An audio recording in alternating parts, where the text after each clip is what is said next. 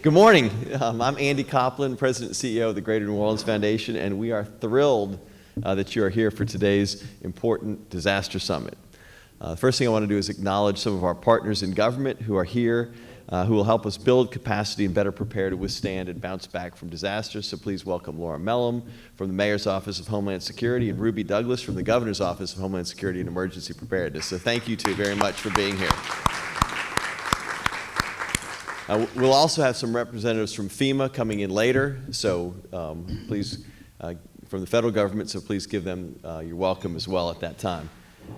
As some of you all know, the Greater New Orleans Foundation dates back to 1923, and we've been a pivotal leader in our region since that time, and today our ambitions call for us to increase that role even further. So together with nonprofit leaders like all of you in this room, the Greater New Orleans Foundation has accomplished a great deal. Together we've invested in community, in health, in education, in the environment. Together we helped develop over 9,500 units of affordable housing after Katrina. Together you all have helped us make our region stronger, supporting those affected by the Gulf Coast oil spill in 2010, helping folks who are disconnected from work get jobs, supporting folks with health care and social services. You all are the backbone of our communities. And one of the ambitions that we have moving forward is to continue to play a role supporting nonprofits, but also to help our region address its most critical challenges. And so we want to be the premier think tank for policy solutions and civic activism in our region. We'll help, with your help, identify the challenges that we face, undertake research, convene the community and civic leaders, engage people, and then develop and implement solutions to our biggest challenges in our region. We've been building this capacity for decades, and it's something that we want to continue with. And no area in this work is more important than the one we're going to discuss today. Today you'll hear about some of our most important work. Since 2014, we at the Foundation have been building our capacity through the Living with Water movement, through grant making and partnerships, trying to help organizations become more resilient in the face of disasters. Our goals have been to elevate the conversation around sustainability and resilience while supporting and partnering with government, nonprofits, businesses in efforts to grow their capacity and deliver more green infrastructure in our city. And I'm excited for you to learn about our revamped Disaster Response and Restoration Fund. Again, after a disaster, we are poised to be a recipient of philanthropic funds locally, regionally, nationally, to make sure that our nonprofits in our region, who are in many ways very much first responders yourselves, have the capacity, have the assets, have the resources to be out there helping the citizens of our region in the event of a disaster. We've done that. You all have done that before, and we want to make sure that we've got the capacity as well to do that. We continue to work on grant making, nonprofit leadership and effectiveness in this area of resilience and disaster response. So it all fits together in our work on living with water, whether the water's coming from the sky, whether it's coming from the seas. We want to make sure that New Orleans and our community is well prepared. So I hope today is an enriching event for you all. I hope that you are able to take away tangible action steps to prepare your organization to best respond to the prospects of both your own sustainability after disaster, but then your ability to quickly turn to help others consistent with your missions. And so again, thank you so much for being here. We're delighted to have you. And now I'd like to welcome our Vice President for Programs, Carmen James Randolph, who is our leader of this work in support of nonprofits. And we're delighted to have you all here and delighted to welcome Carmen to the stage. Thank you very much.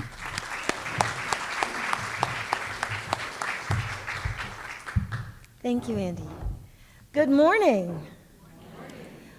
We are so thrilled to welcome you here this morning. Again, I'm Carmen James Randolph, our Vice President for Programs, and I'm not a stranger to disaster. I did not live in New Orleans at the time of Hurricane Katrina, but I had family here. And watching the events unfold from Washington, D.C. was just utterly heart-wrenching. And just the concern of trying to make sure family evacuated and where they were and so on and so forth.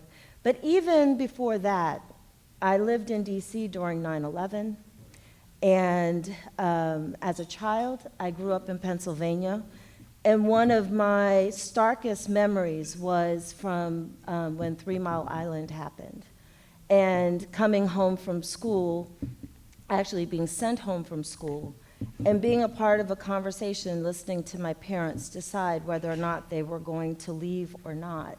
And my sharpest memory is my dad coming in the house, and after seeing dead birds in our yard, and this is just hours after the meltdown occurred, said, "We're out of here." And just that experience of having to pack up and not know if you'll ever come back is something that I experienced at 9 years old. So I would say in this role at the Greater New Orleans Foundation, my colleagues laughed at first when I told them that I became a fire marshal after 9/11, because my office was in what was called the Golden Triangle, right just north of the White House. Literally, I could see the shooters on the building of the White House from my office.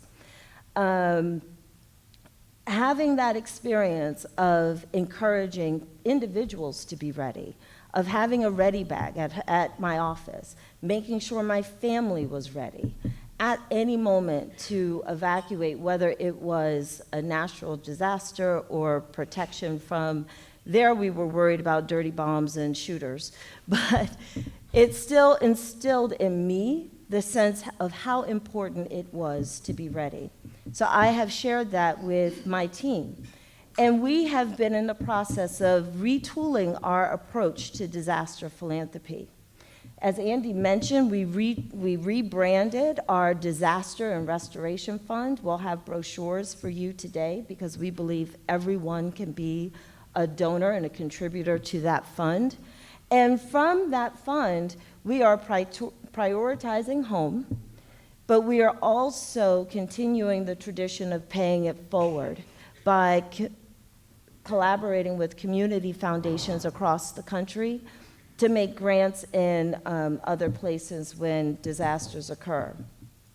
We're also educating our donors to contribute before a disaster strikes, and not only at the time of events. This is a huge shift in philanthropy, and especially for our donors.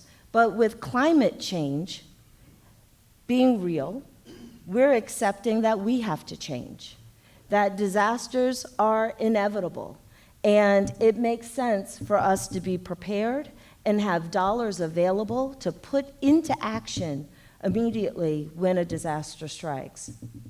Also, we're looking at how we invest. Typically, there's a lot of pressure when a disaster happens. Donors want to know what happened to their dollars right away. So in the past, we've had a lot of angst to get things out the door immediately. And now we are educating our donors about the need to get dollars on the street immediately, but also reserve funding for midterm and long-term support after a disaster.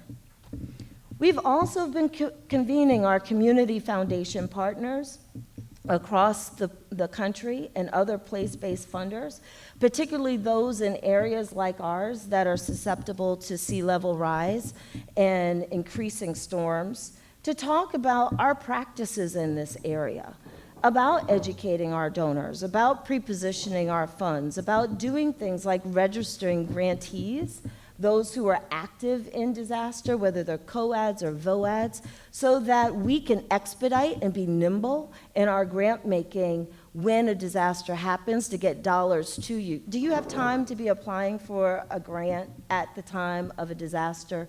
No. So for those of you who are active in disaster, we're trying to change our practices to make sure that we're ready to support you in the event that a disaster occurs. And lastly, we've developed a framework for our grant making that has 4 pillars. The first is equity. We're clear that disasters only exacerbate existing conditions. We know what New Orleans looked like before Hurricane Katrina, and we know that the storm only exacerbated poverty, homelessness, and all the other things that were happening here. So equity is a key pillar. Next is resilience. It doesn't make sense for us to build back the same way that we were built before. And yesterday, in fact, we hosted a webinar with community foundation partners in Puerto Rico talking about how they are doing things like harnessing power and looking at democratizing the grid, and also helping water get to communities in an ever-flowing way through aqueducts, so that those communities that didn't have access to water after Irma and Maria will have access to water, clean water, immediately after a disaster in the future. Then the third pillar is civic engagement, because we know how important it is for citizens to have a voice through the process of rebuilding. And then last is sustainability, and that is you. So today we're lifting up that 4th pillar of sustainability, and we're looking at the sustainability of the nonprofit sector and how important it is, how critical all of you are to the health of our city and our region, particularly after a disaster. Your ability to bounce back, to rebuild, and come back stronger is vital to all the children, youth, adults, seniors, families, and even animals that we care about and that make this place home. I want to acknowledge the director of our nonprofit leadership and effectiveness program, Kelly Chavez Green, who took this mantle up and said, we have to get our nonprofits prepared. And so today you're participating in one of the workshops offered through our nonprofit leadership and effectiveness programs.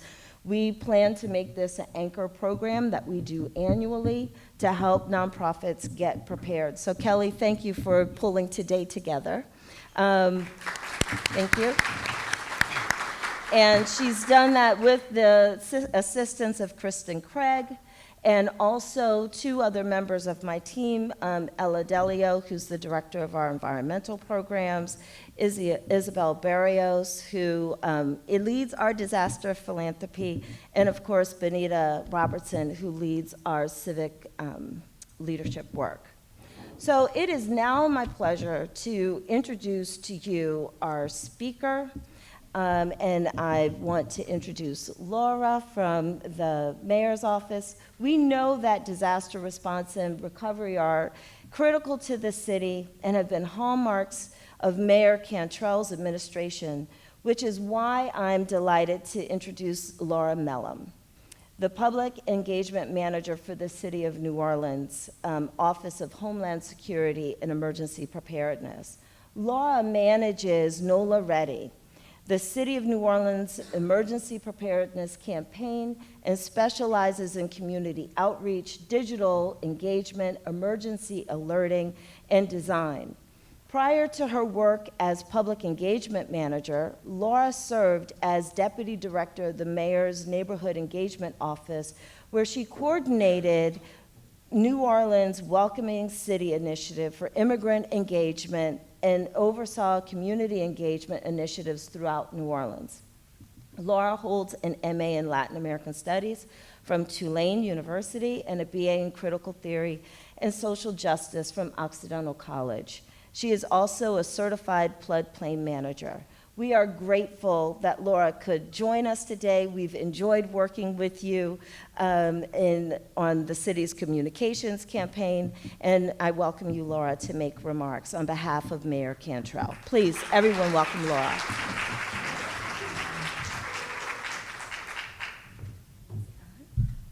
Good morning, everybody. Thanks everyone for being here.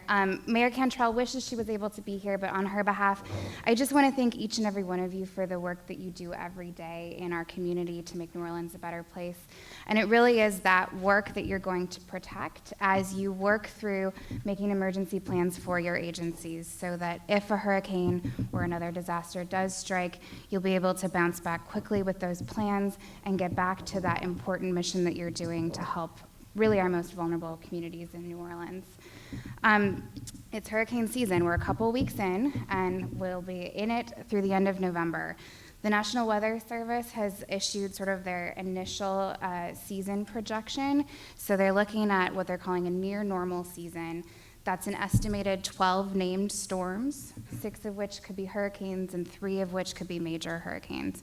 But of course, we know it only takes one. So we at the city, and we prepare, and I would encourage all of you as organizations to prepare every year as if we will be impacted.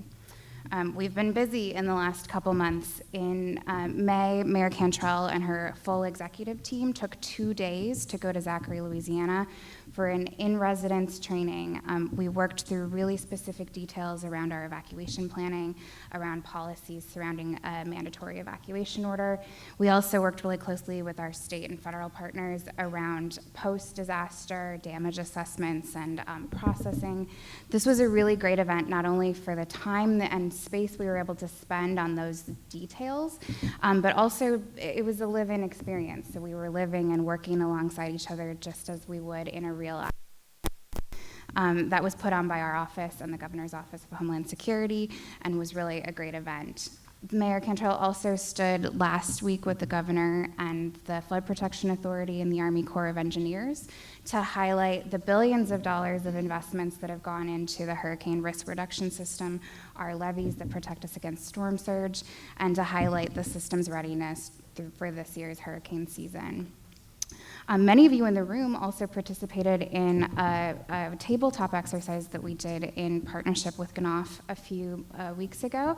That was specifically your organizations that have a disaster recovery role. So we walked through a scenario in the first 10 days after a major hurricane and what your organizations would be doing on the ground to help residents start their recovery process. Show of hands for those of you that participated in that exercise. Great. Yeah, it was a really great exercise. We have a lot of action items that I think are going to come out of that on the city side and also on the nonprofit side. I imagine some of those topics will come up today as you move through the agenda. Finally, we've made some significant announcements around our city-assisted evacuation plan. That's the plan that we have in place to help an estimated 40,000 New Orleans residents evacuate. Those are folks who, because of financial reasons, lack of transportation, or maybe medical special needs, have no other way of getting out of the city ahead of a major storm. So our population continues to grow, including the population of folks that we think would need this service. And so over the last year, we've worked on a new plan to now use the Smoothie King Center as our processing location for city-assisted evacuation. So we still have those 17 evacuation pickup points around the city. You'll see a statue that looks like a person hailing a cab. Those will remain the same, but now instead of being brought to the Union Passenger Terminal, we will bring folks to the Smoothie King Center for processing, and we estimate that that's going to help us move 4 times the number of people at once. And that's really when moments matter ahead of a life-threatening storm. So we're really excited about that. Our partnership with EvacuTier remains the same. So EvacuTier is a nonprofit organization that supplies volunteers to help with that process. Volunteers staff each of those 17 locations and help at the Smoothie King Center. I know many of you in the room have worked with EvacuTier in the past, and I would ask you to continue that partnership. We really do rely on those volunteers to make sure that we can get our most vulnerable residents to safety ahead of a storm. And really it comes down to preparedness. Preparedness starts with you as residents, as with organizations. We have a public-facing emergency preparedness campaign called NOLA Ready. I've got some of our brochures in the front where you signed in. Please feel free to grab these. This is our guide to hurricane season for residents. This is our guide for folks who have medical or special needs. And we are available to come out and train anyone on hurricane preparedness that can be focused on a business or focused on residents. So if you have clients that you see, please consider having us come train. We also have these available to order online for free. So if you've got a lobby or if you've got people coming into your office, please help us spread the word. You really are the trusted voices in your community, and together we can be ready for whatever comes our way. And I would just offer that in reverse, that you please consider the New Orleans Office of Homeland Security a resource for you. We have a lot of information around continuity of operations planning on our website. We've got the reentry program if you need placards, and we're happy to review any of the plans that come out of the work that you're doing today. So please don't hesitate to reach out. Our website is ready.nola.gov. And I would just, I hope that you have a great day and that you get a lot out of talking with each other, learning from each other. We are all in this together. Thanks so much.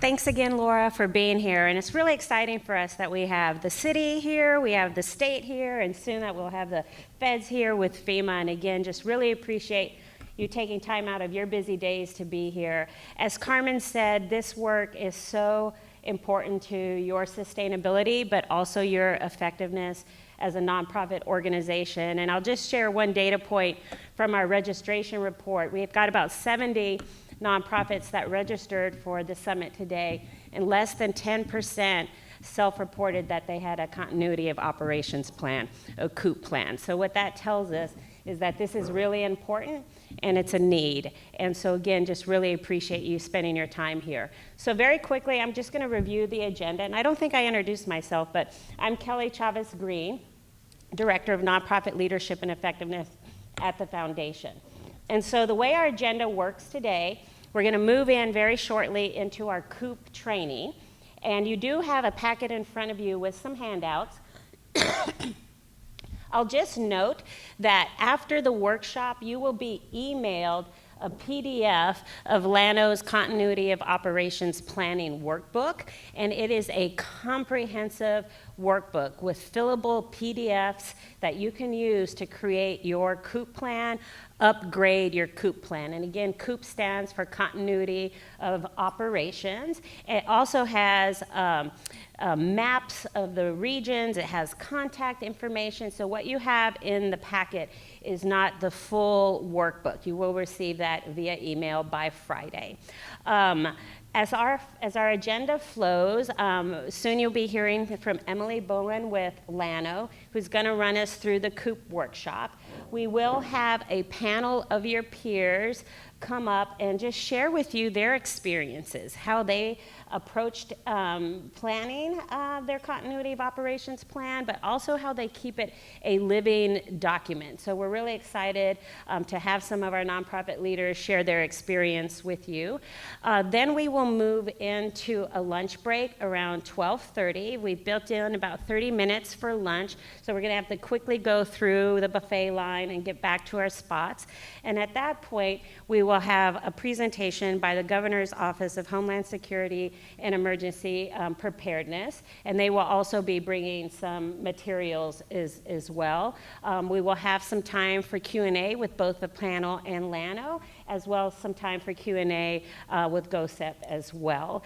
And just a couple of housekeeping notes. Because of the large size of our room, we're not going to be able to take questions during the workshop, but what I'd encourage you to do, there's Post-it notes at your table, so if you do have a question throughout the program, make note of your question, and then we'll have time to address it during the panel Q&A. Also, we will have a break around 10:30 or so, but you know, we want this to be a good learning environment for you, so just take care of your needs as you need to. Coffee and goodies at the back. The restroom facilities are through these exits on the side to your left and then all the way to the left, and there's really good signage that'll help you get there. And so that's about it. Again, we'll get you out of here at 3 o'clock, but I'm just really excited to invite Emily to the podium to walk us through this workshop. And I'll share with you that it was about 2007 or so that LANO created this workbook. About 2011, there was an update to it, and we've invested in Llano to update it to this present time. And what we're really excited about is Llano is a statewide organization. So this investment is going to go up the boot, and we're really excited that we're able to help build statewide capacity for COOP planning. So thank you so much for that partnership, Emily, and welcome.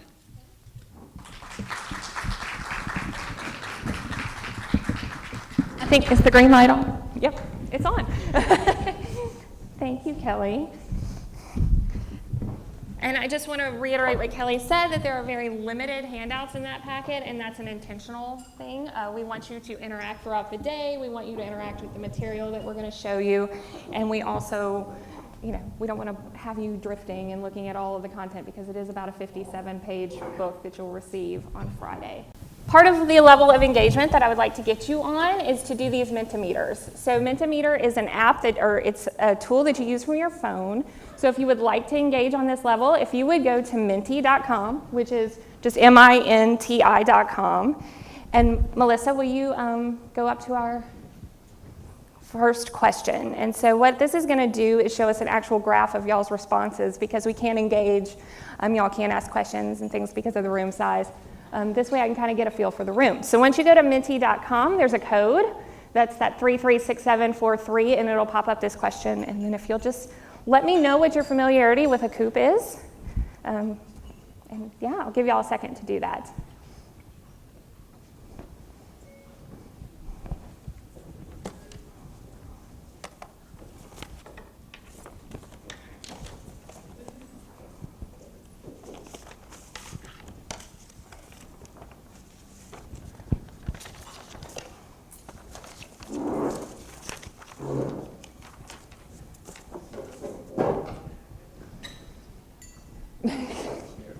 I'm glad somebody went with it. They thought they were for chickens.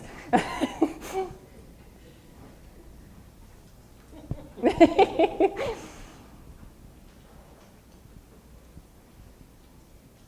good. It looks like we're going to have a mix across the room, and I know y'all are still putting in your responses, and I'm glad it's working, because this, technology is always tricky.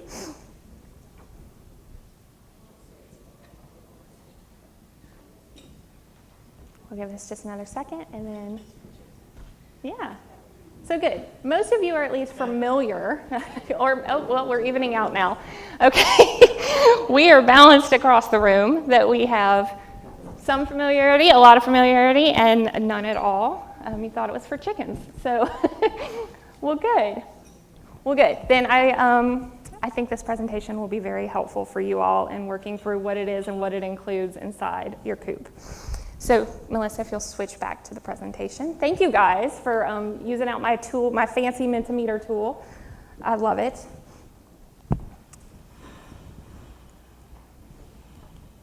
So, what is a COOP? A continuity of operations plan is obviously what COOP stands for. There is a big fancy definition from FEMA, and then I'm just going to break it down. And it's a business plan for times of disaster to include any natural, accidental, or attack-related event to ensure that your organization can continue to serve your communities and constituents. So that's what that means. And then, why do we need a COOP? So there's all these reasons on the screen, and the number one thing I want to point out is that you don't know when it's going to happen. There is no warning. For instance, in Baton Rouge just a couple weeks ago on June 18th, there was unexpected flooding where one life was lost and 204 buildings were flooded. And this lasted for only a couple of hours. Nobody expected it. Nobody thought it would happen. And in fact, buildings that didn't flood during the Great Flood in 2016 actually flooded on June 18th. So it was completely unplanned. Obviously, nobody plans these. So that's one instance of where things happen. Another one that's not a natural disaster is an organization that we work with, Llano, had 2 occasions happen within a 7-year time frame. The Nunu Art Collaborative in Acadiana had a gallery and office space burned to the ground unexpectedly. They closed up shop, left, thought their art was fine, thought everything was fine, came back the next morning and it was burned to the ground. No plan in place, no way to move forward. And then again in 2018, one night, again, they closed up their shop, left thinking everything was perfectly fine. A car went through their event center, burning it to the ground, and a life was also lost. Again, no plan to move forward. These are the kind of things that happen, and these are what we want you all to be prepared for and to know how you are going to move forward when these things happen. So, I know that most of you are juggling a lot of things in your job. It is the nonprofit sector. So I know that you are probably playing the role of a fundraiser, an IT tech, a janitor, an event planner. And I don't want you guys to push these things to the foreground, because I want you to think about what happens if a fire happens tonight. What happens to my staff? What happens to my constituents?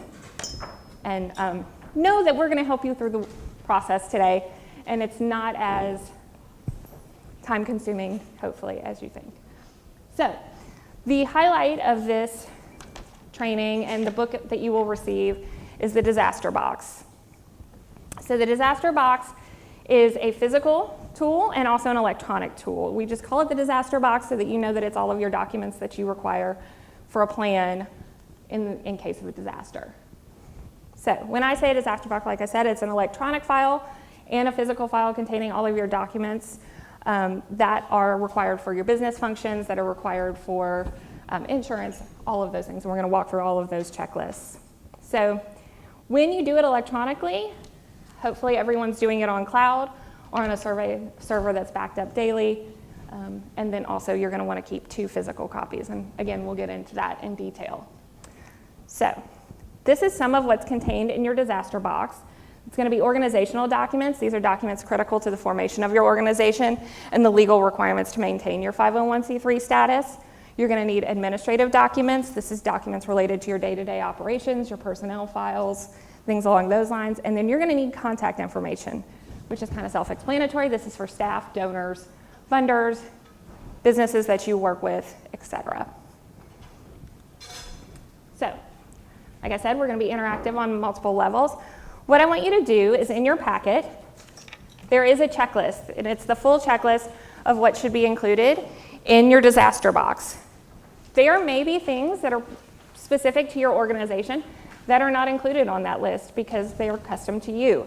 So what I want you to do is look through the list and maybe highlight anything that's missing or any information that you don't know where it is or how to find it, and maybe think along the lines of who maybe in your organization would have access to that information.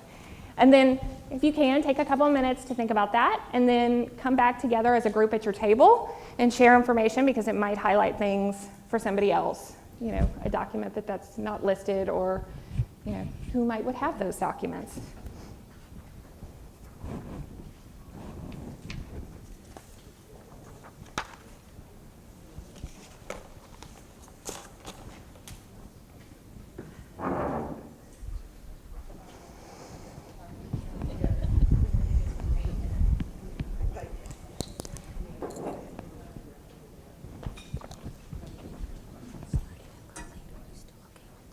You think push it to 1040? Give it an hour.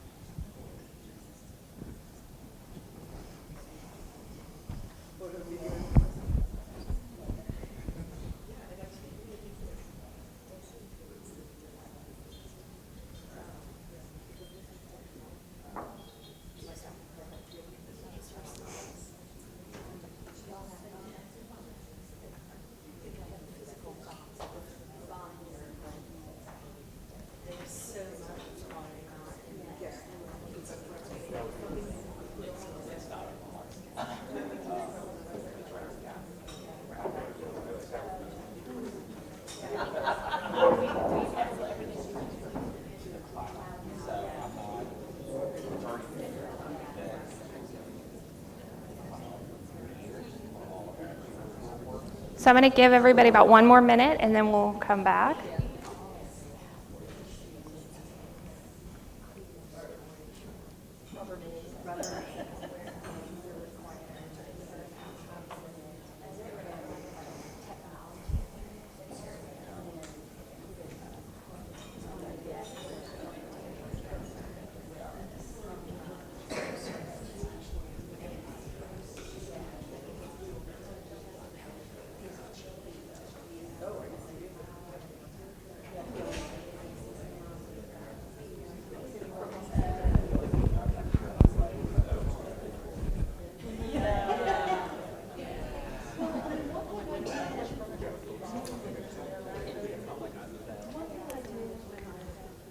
Okay, well, I'm glad to hear a lot of discussion across the room. I hope some things were found that are missing from there, because we are not, perfect, and things are going to get missed, and would love to hear feedback on that too. So yeah, good. I'm glad y'all are getting networking in too. So this is my quote of the day. Everything not saved will be lost. This is actually from a Nintendo system. But if somebody told me when I was walking out of the office that all the paperwork I was leaving on my desktop and all the documents that I had on my computer desktop were going to be gone tomorrow if I didn't go and put them on the cloud, then I would certainly stop, go back around, and save them. So just think about that if you were to lose everything that you hadn't saved currently in your office, where would that put your organization? So we're going to start walking through the forms. So when you get your book on Friday, you'll see that the book kind of maybe works backwards. It talks about the documentation that you're going to put in the book or in the box, in the electronic file first, and then it goes back around and talks about policies and procedures. And I think that's for a purpose. I'm not sure. So the first form that is super, super important, and actually when I went around and did my presentation, slides first, I actually didn't include it. And then I sat down with all of my coworkers, and we went back and we said, how in the world is there not a slide on insurance? Because insurance is critical. So inside of your form, or inside of your guide, you will have an insurance needs form.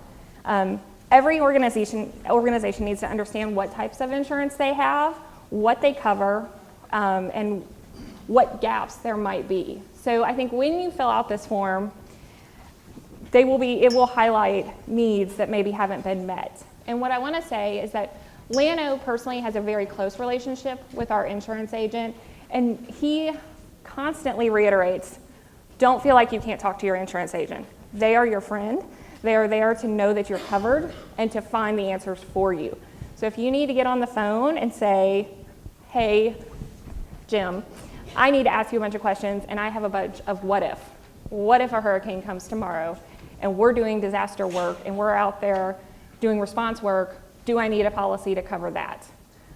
If I'm taking personnel files off-site, do I need a binder on my homeowner's insurance for the fact that I have that secured information at my house? So these are the kinds of things that you need to think about when you're looking at that insurance form. If your staff is driving their own personal vehicles, are you covering them? Those sort of things. So this form is critical, and there's only one type of insurance form inside the guide, but it covers all different levels.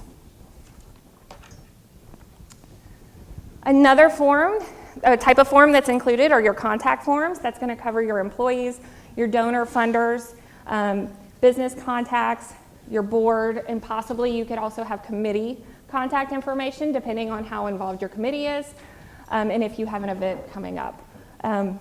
You want to have contact information on these critical stakeholders so that you can reach out to them and let them know what's happening with your organization. So some of the things that are included on these contact forms, obviously it's going to have their emergency contact. If you can't get a hold of them, then who do you reach out to? Some community response obligations. Your staff may be a part of the Red Cross. They might be a volunteer for them. They may be a part of the, different things. And so they may need to go into emergency response on their own, separate from the organization. So This donor funder contact information form that you will also have inside of your guide, you want to reach out to them as soon as possible to inform your donors and funders of the status of your organization, notify them of any deadlines you may miss, and also to inquire of any disaster funding that may happen. And when I say as soon as possible, I obviously do not mean as you're evacuating your building. So do prioritize all of those things. You're going to have several technology and facilities forms. It's going to be your computer workstation inventory, special equipment inventory, office inventory, all of those things that you see listed above. They're going to dive deep on the information regarding your equipment. It may seem excessive, but it is going to come in handy when insurance policies come around and when they want to know what's the serial number of your laptop, not just that it's a yoga. They want to know information for replacement purposes. So those are going to dive really super deep. So this is another message that I definitely want you guys to leave with. A picture is worth 1,000 words. And hopefully this picture makes you go, what in the world is he doing? So what you are going to want to do is take pictures of your office. You want to do overlapping pictures to cover all of the equipment and items that are located inside of your office, because most likely your insurance company is going to ask for these. They're going to want proof of ownership, and they're also going to want to know the condition of your equipment. And if you have those pictures to provide them, it's going to be a much easier process. And we also recommend that those be on cloud storage. So this came around quick. So what I want you to do is you have the business contact record and the online program applications and website login inventory. I want you to take it a couple minutes and think about these critical contacts and login information for your organization. Write some down that you may not see listed. This is the type of information also that you may think about, that this is kind of going towards a succession plan. This is the information that if somebody on your staff walked out the door tomorrow, you would have this information. So it's kind of dual purpose. And then once you've written down a couple and looked at them, if you want to share with the group, because you might have QuickBooks and another organization doesn't use QuickBooks Online or Facebook, Twitter, those kinds of things, and it might highlight somewhere that you would have login information.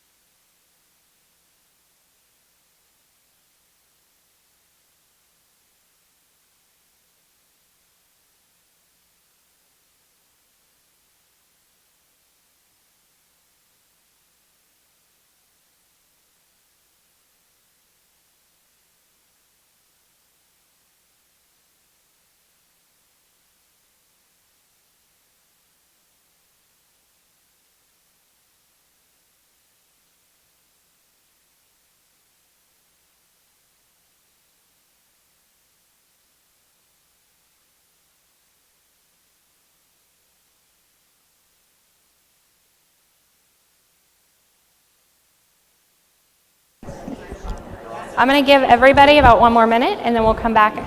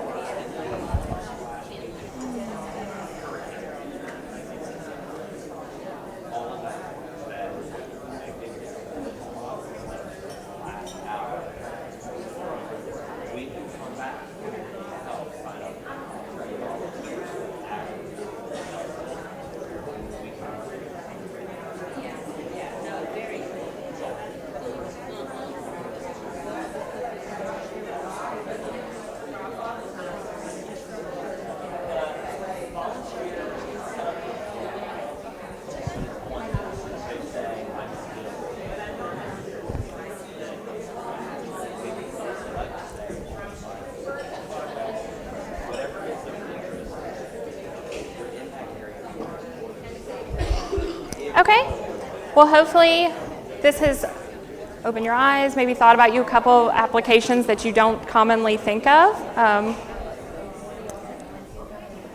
We're gonna come back together, y'all. I'm glad you're chatting. Thank you so much. So hopefully it's highlighted some things that you don't typically think of when you're thinking of your programs, the kinds of applications that you're using on a day-to-day basis, because you're probably not using all of them yourself. So the next one is a big one, and this is your communication plan. This is not going to be your typical communications plan. This is not your plan that you have as a PR team or as a communications team for your events and things like that. This is going to be its own special communications plan. So within that communications plan is your staff communication or your internal communication with your staff. There are many tools that you can use to stay in contact with everyone on your staff. There's the old school phone tree where one person calls 2 people, 2 people call 2 more people, and it goes down the line until you've reached everyone for the organization.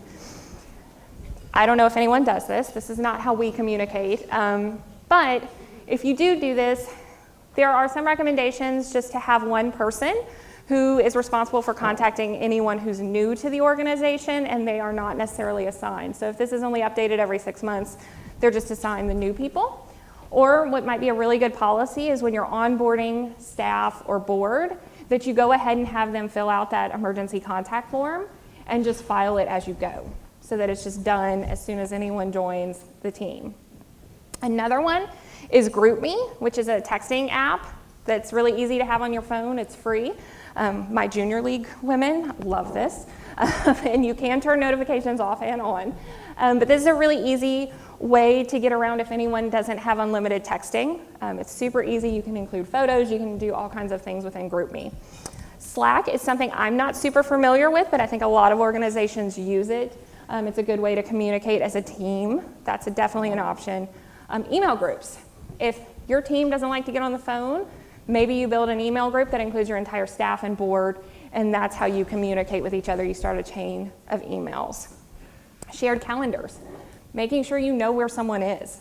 If you have a tornado hit in the middle of the day and you have 3 staff members that are across the state, I don't know if any of y'all travel for work, but it'd be good to know, oh, Tim's up in Shreveport, he should be fine, but we're gonna reach out to him and let him know what's happening with the organization. So if you have shared calendars, you're going to know where each other is, hopefully within the state or wherever they may be in the country. So what I would recommend is use your natural communication tools. At Lano, we text. We text all the time. Do you need coffee? Do you need anything from Office Depot? All the way down to, I'm talking to the board today, what can I tell them for you? So texting is natural for us, and I would select a tool that is natural for your organization. If your communication style is to get on the phone and have a daily call to check in, then continue that throughout the disaster.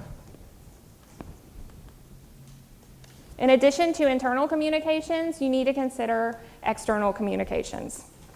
So do you have a designated spokesman for your organization? This should be somebody who's super comfortable talking to the media, someone who doesn't get nervous, like me, make sure that they're good under pressure and that they're informed, that they know the organization can answer questions.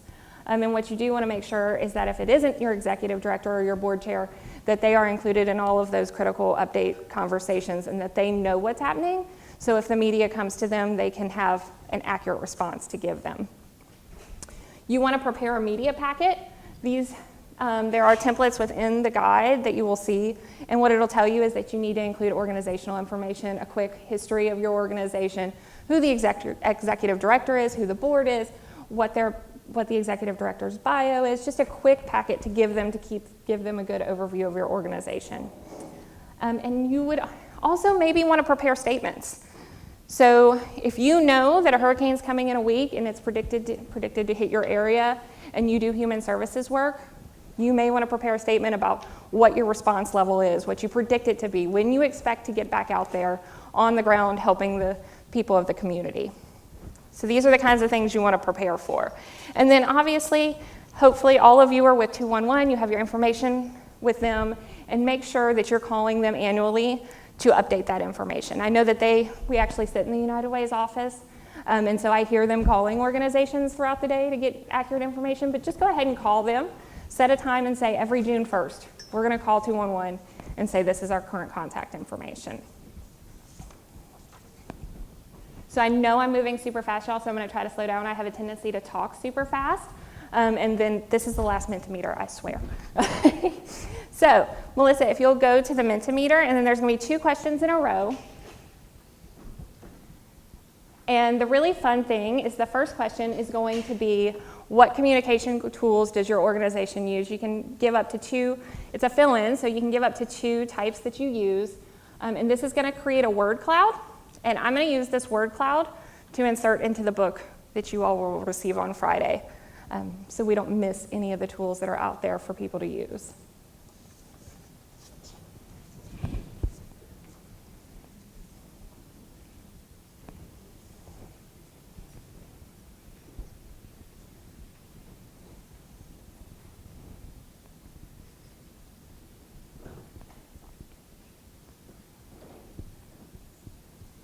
Facebook. Y'all communicate through Facebook. That's really interesting.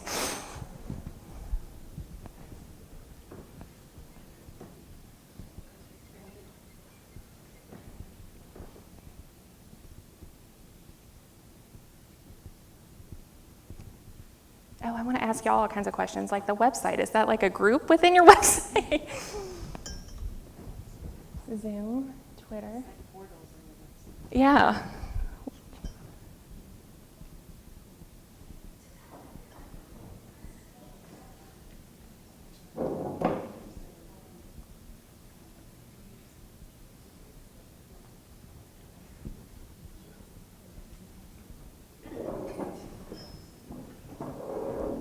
Awesome.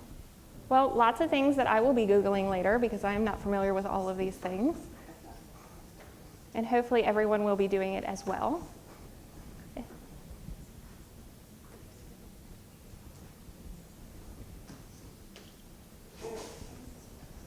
The workplace, in person. Whoever thinks about communicating in person anymore?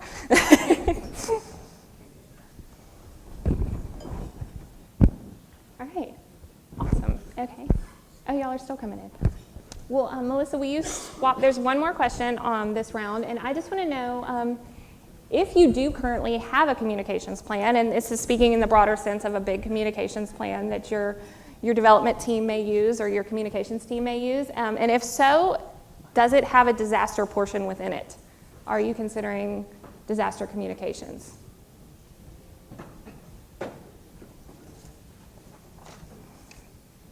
And this is going to tell us and Kelly what we need to work on.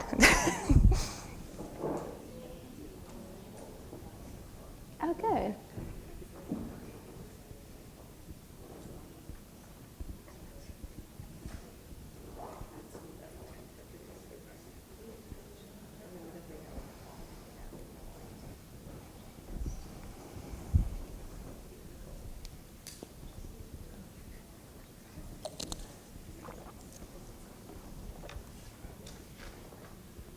Okay, well, the vast majority of you do have a communications plan, and I'm hoping within that communications plan does include disaster responses.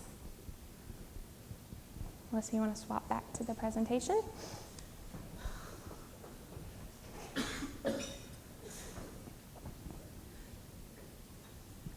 So I'll go back to communications real quick before we swap to data backups, because that's my not my favorite section. So we actually just did a communications training in Baton Rouge and had PR people from across the state come in and talk about key things. And the number one thing that I heard them say is no comment is not an option anymore. So make sure to have a comment, make sure to have a statement, and be prepared, and make sure it's accurate, because going back and fixing something is almost impossible. And make sure that they get the story right, and that you get the story right, and that you're telling your story and not letting them tell your story. So that's some advice that I learned to pass on to you guys, and hopefully you will take that to heart. Oh, so there is a 5-minute chat. So if y'all want to talk about your communication plans that you have in place as an organization, whether or not you do have that disaster level of it, what does that look like? Are those prepared statements? Do you have the media kits built in within it? Anything that you may have, and then we'll get to the super exciting data backups.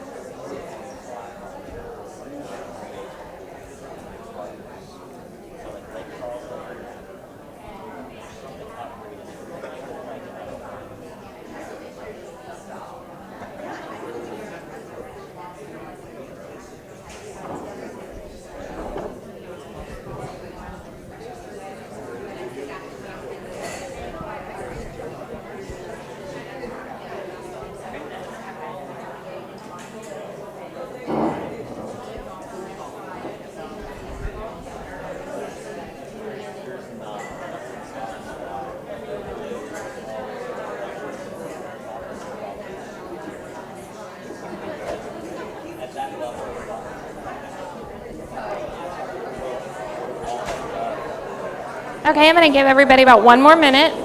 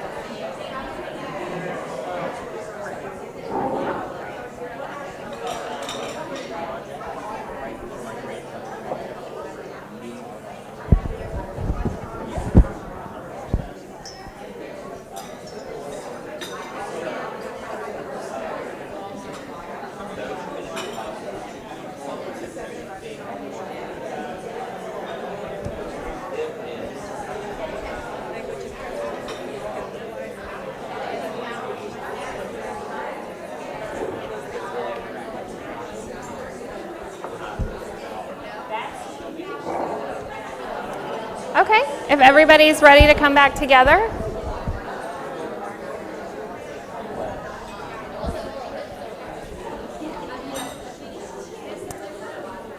So we're going to talk about how exciting data backup is. Everybody, y'all are so chatty. I love it.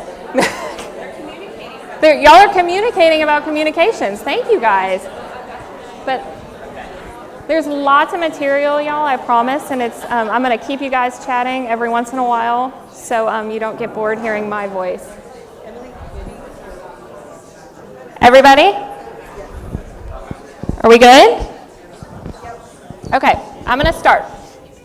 So, we're going to talk about data backups, and when I refer to data backups, I'm going to be referring both to your electronic and your physical documents because when this book was originally put together, there was data backups talked about, but not as much as I'm going to reiterate, please use cloud storage because it is so important and it's so easy and affordable for nonprofits.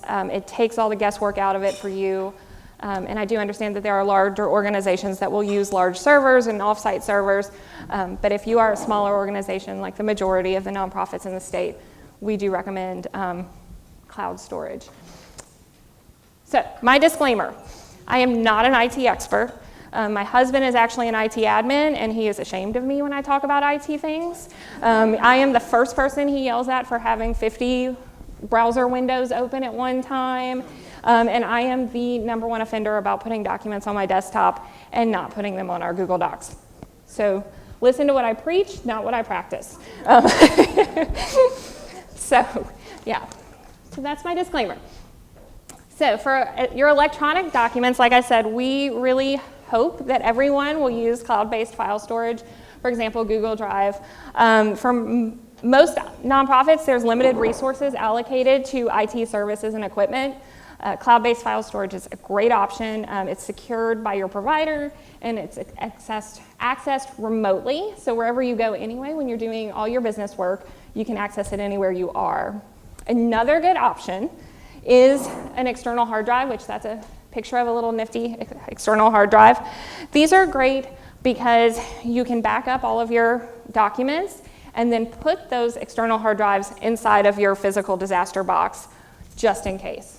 So if you want to take that extra level of security, which I always recommend being safe instead of sorry, they're super affordable. They can be found even at Walmart or Office Depot, super easy to find. Why you should have your files electronically. And of course, there's remote servers for those large organizations who have IT funds. And in those cases, please talk to your IT experts or consultants and don't listen to me. Why you should have your files electronically. I sat down yesterday, like I said, with all of my coworkers and said, tell me your stories. Tell me what you've seen from disasters. What has happened? And my coworker Kay, who's amazing, and hopefully you all get to meet her one day, she said that back in 2016, she was working with a mental health organization in Denham Springs, had very limited resources, had about 2 people on staff, and they were both therapists. So they were playing the role of ED and HR, and they were actually serving the clients. They were doing everything. So when their clients would sign up with them, they would, of course, hand them paper documents, have them fill in all of their information, and that is also how they would maintain information on their clients, is through paper files. Well, the floods in Denham Springs happened and took over most of the city, and what happened was they lost every single file that they had. About 95% of it was completely unreadable. And what ended up happening is that because they were so small and because the organization had such limited resources, that they had to shut down. And so we actually came in and had to dissolve the organization. And unfortunately, that meant that all of their clients were displaced from their services. So when you think about, why do I do this? Why do I spend the time, a day a week for the next 6 months, or whatever it might be to get this plan together, is think about your clients. Think about the community you're serving and the mission work you're doing, and know that when you do this, you're really creating sustainability for yourself as an organization. So, it's super serious, y'all. So, more about backup.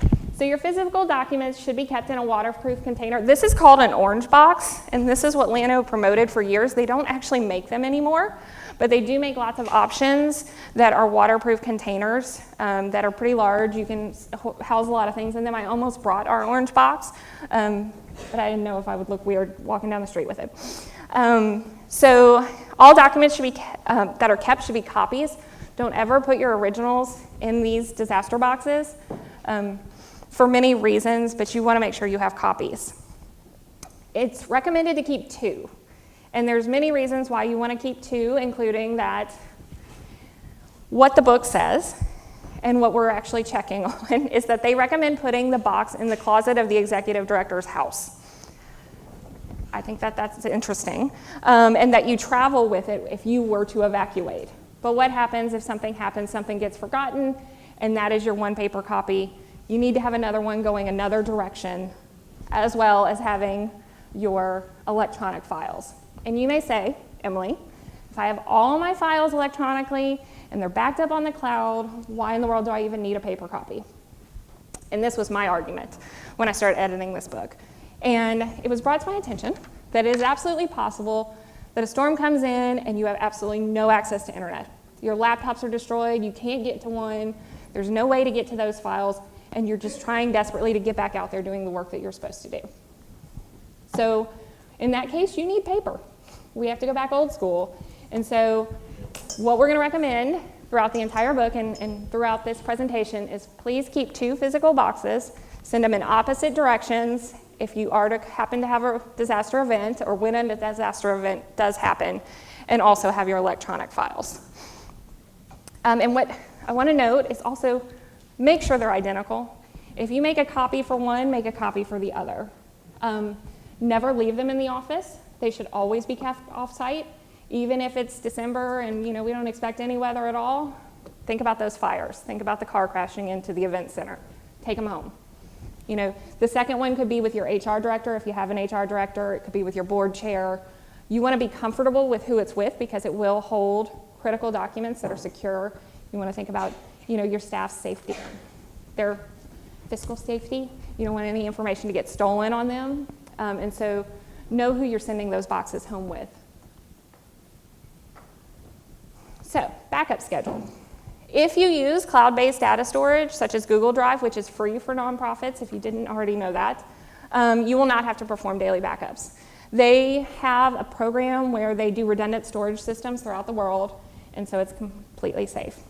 And they can bring files back if you need to. We've had to do that before. It's important to ensure that your data is as recent as possible.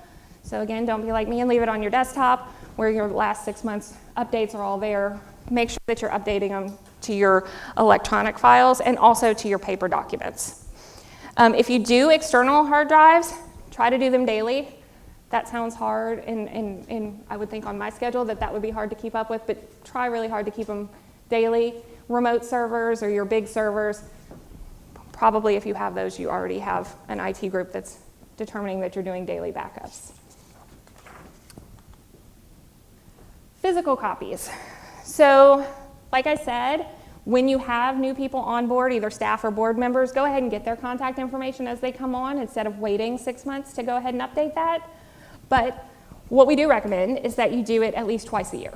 So December and June, whatever works for you, January and July, whatever works for you, try to do it twice a year. So you want to update contact information, you want to make sure all contracts and things like that are updated and in there, and those are the kind of informations that are critical.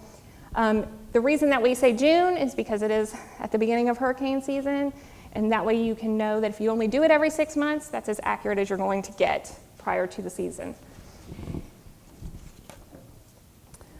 So another story to share with you is that why you want 2 boxes, I kind of already touched on this, is that, for example, when Hurricane Katrina and Rita happened, there was an organization in St. Bernard Parish where they did everything right, or they thought they did everything right. They had a disaster box, they had a plan, they sent it home with the ED.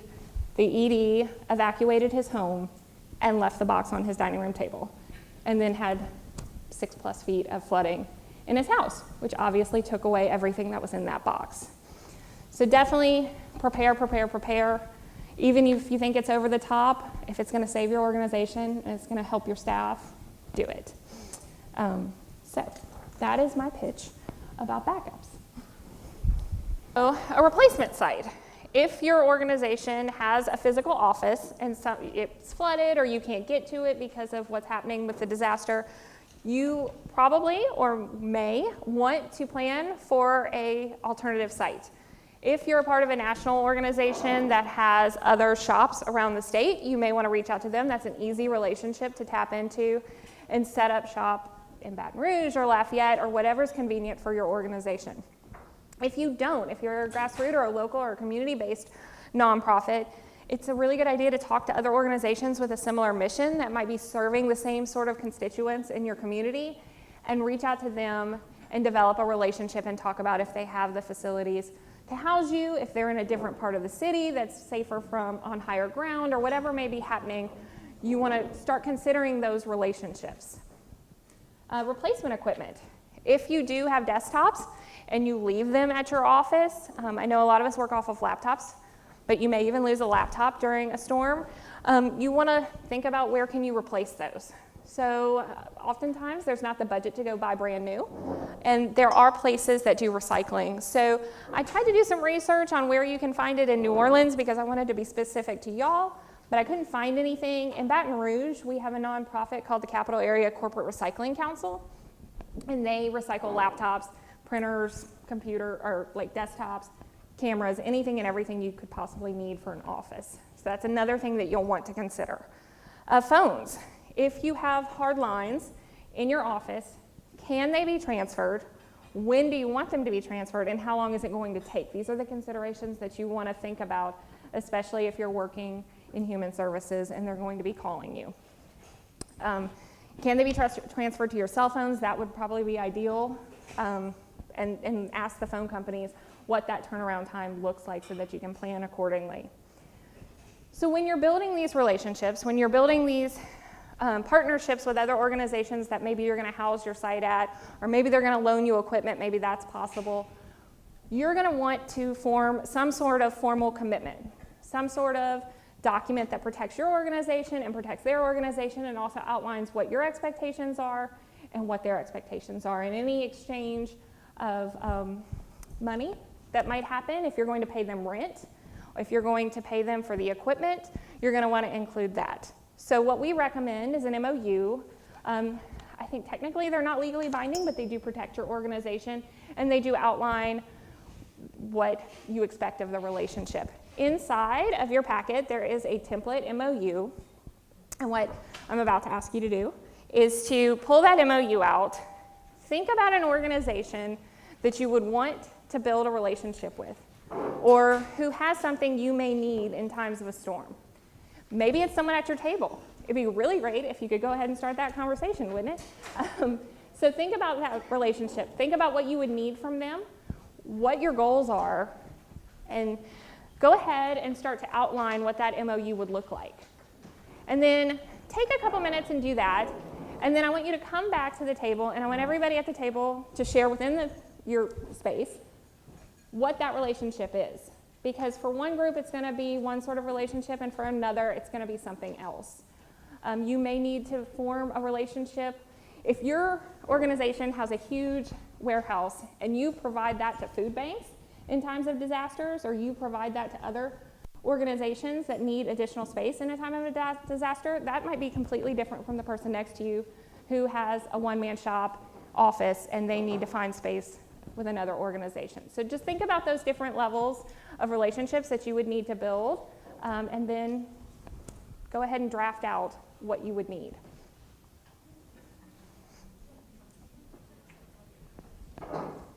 We have 6 offices, so the Covington office is the one that you went to for get nowhere. We have the Newlands office on Boyer Street. We have the Covington office in Baton Rouge.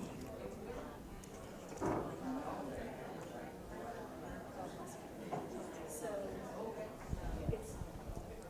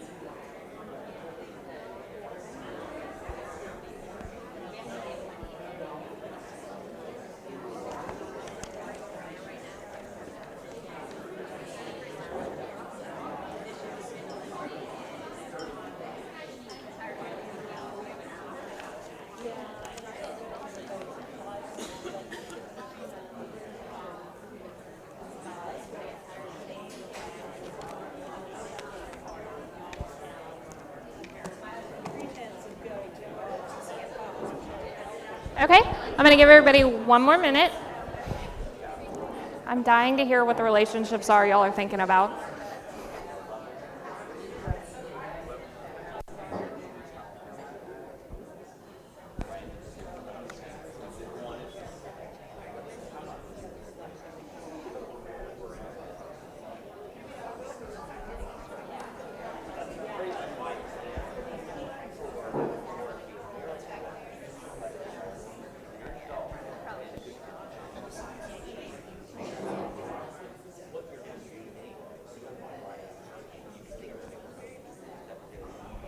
Okay. Well, again, I'm so glad that y'all are so chatty with each other. This is absolutely perfect. Because if nobody was talking, it would not be a good sign. So I do want to reiterate again, because we are covering so much information, that there is so much more depth to the packet that you're going to get. We had little time to do a very quick overview of the kinds of critical things that you need to be considering when you're putting together your continuity of operations plan. Continuity always makes me stumble. So definitely keep that in mind, and all of the information that I'm giving you throughout this presentation will be included in the guide. Don't feel like you're going to miss anything important. So with your facilities and equipment, what you do need to do is, if you own an office, you're going to want to inspect your office's exterior a minimum of annually. You're going to want to look for any hazards that may be visible from the exterior. This can be metal flashings, drainage systems. You want to make sure those are clear and that water can flow. Windows have a minimum pressure rating. That's super technical, but there should be a sticker on your windows. Exterior doors should have deadbolts and at least 3 hinges. And you want to inspect your electrical and mechanical systems and make sure everything's in working order. Whether you own or rent a building, there are also things that you want to do inside of your office. You want to check your office cabinets and closet doors to make sure they close securely. You want to move heavy items to lower shelves in case things were to shift. You want to make sure all furniture and appliances are stable. These are good things to do anyway, just for general liability with your organization. You want to remove or isolate flammable materials and get those in one particular area of your office, and display an evacuation plan in a very conspicuous area. I think this is probably it's actually not up there, but it's probably the most important part about what you should do within the interior of your building. So check smoke alarms, that's also critical, and store any tools that you would need to shut off valves. So if you obviously have water and possibly gas, if you have a kitchen within your organization, then you want to be able to shut those things off if you're to leave for a while or if a disaster is coming. So, planning for shelter in place. This is a different kind of disaster. This is, it could be a natural disaster, but this is a different thing to consider. Shelter in place means to take shelter immediately at home, at school, work, or wherever you may be. So you need to prepare for shelter in place scenarios by having basic tools. So those are things like hammers, screwdrivers, anything that you may need, battery-powered radio or TV, a first aid kit, duct tape, a fire extinguisher, things along those lines. And then you want to have a policy and procedures in place for if you have clients and visitors. If you're an organization who often has clients or visitors within your building, you want to make sure that you know how to take care of them in the scenario where you are going to have to shelter in place. So you want to have a designated staff member to communicate with those clients what the plan is if something were to occur, and to take care of them during that incident. So during the World Trade Center disaster, they came up with the term the 15-minute salvage mission. So office buildings around the World Trade Center location were given 15 minutes to go into their office and grab anything they could and leave. So what you want to do is have a 15-minute plan. If you had 15 minutes to go into your office and grab critical things, what would you grab? And really prioritize those things, and maybe even move them in one area so that it's really easy to grab, like your disaster box. So you don't want to forget your financials, your client files, backup devices. You know, your priorities are going to be set by your organization because you know what matters most to you. So Definitely think about that 15-minute time frame. So, all of this prep work, filling out forms, thinking about relationships, building MOUs, all lead up to your actual continuity of operations planning, your policies and procedures around what you're going to do. What decides what's a disaster, or who decides what is a disaster for your organization. So what you may want to do is, after you leave today, set on your calendar several days where you can meet with your stakeholders, your major stakeholders. That could be your board, that could be committee members, that's staff members, and set aside time to start to piece together the materials and the policies and procedures around what you're going to do, what your COOP is going to look like. This is where all the work that you do with those forms comes into action. So like I said, you want to identify your organization's, well, you want to convene your stakeholders and figure out who those stakeholders are. Who are the people who can best suit this responsibility, best suited for this responsibility? So identify your organization's business functions. Identify essential functions that your organization cannot exist without. That could be personnel, funding, client needs. And then you want to determine the risks associated with each of those functions. Identify events that could disrupt those functions. And then you want to start to plan for how to mitigate these risks and how to implement those mitigating tools. Identify resources and services you will need after a disaster. So once you have identified what those risks are, you may want to go ahead and begin to build relationships to mitigate those risks. So if you know that you have an office that's in a flood zone, you might want to go ahead and build that MOU to have a replacement site. If you know that you're going to house individuals after a storm, if you're going to be a shelter, you might want to go ahead and figure out where you're going to get those beds and pillows and sheets from, where you're going to get the food from, what your plan is. So those are the types of things that you want to build inside of this. So identify your resources. So policy considerations. How to activate your COOP. Who has the authority in your organization to declare a disaster? I'm not looking at the right sheet, that would help. So is this your ED? Is this your board chair? Is it both of them? Your succession of authority. If the ED is unavailable, if they get flooded and they have to evacuate or they have a medical emergency, who's next in line? Do they have fiscal authority once they take the lead for the organization? So you want to establish succession lines, but you want to do that by title. You don't want to do that by the staff person's name. Because if you do this every 6 months and you replace a staff member, you want to make sure that you know whoever's the director of development is taking over finances or communications or whatever it is. You want to make sure that you do that by title and not by staff name. And you want to extend that succession line several levels deep. So your ED may still be in place, but your finance manager is gone. Nobody knows how to do payroll. Nobody knows how to pay for any services. That's not a good situation. So you want to make sure you have something in place in case that happens. Alternate decision making. So is your executive committee going to be empowered to make major decisions in times of disaster without calling all of the board members to a table? Are you going to allow them to do that? Personnel. Do your personnel policies outline who is essential and non-essential staff?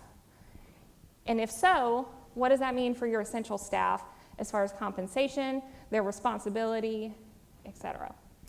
Has their distinction been outlined in their job description? Do they know they're essential or non-essential staff? Have you had that conversation with them? Payroll. Who's going to get paid and how much in a disaster situation? In a disaster situation, if you provide a lot of services to the community and you're being paid for part of those services, that's going to impact your bottom line, and can you afford to continue to pay your staff, and at what level? Are your employees required to have direct deposit? So you have a storm, that finance manager is out because they're in the hospital, and you have staff that needs to get a paper check. How are you going to get that to them? How are you going to get it printed? So you may want to consider direct deposit. Clients. Depending on your services, your organization may need to develop policies and procedures about the type, scope, and availability of services during a disaster. Even though you may go back and you may respond after the storm, how does that impact your services? Are you at 100%? Are you only going to identify 2 programs that you're going to continue after the fact until you are back fully up and running with 100% staff?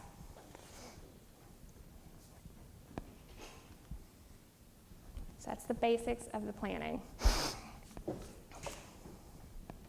So, evacuation.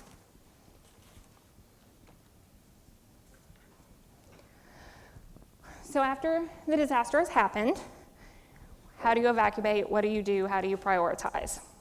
So the number one thing is we want everyone to be safe.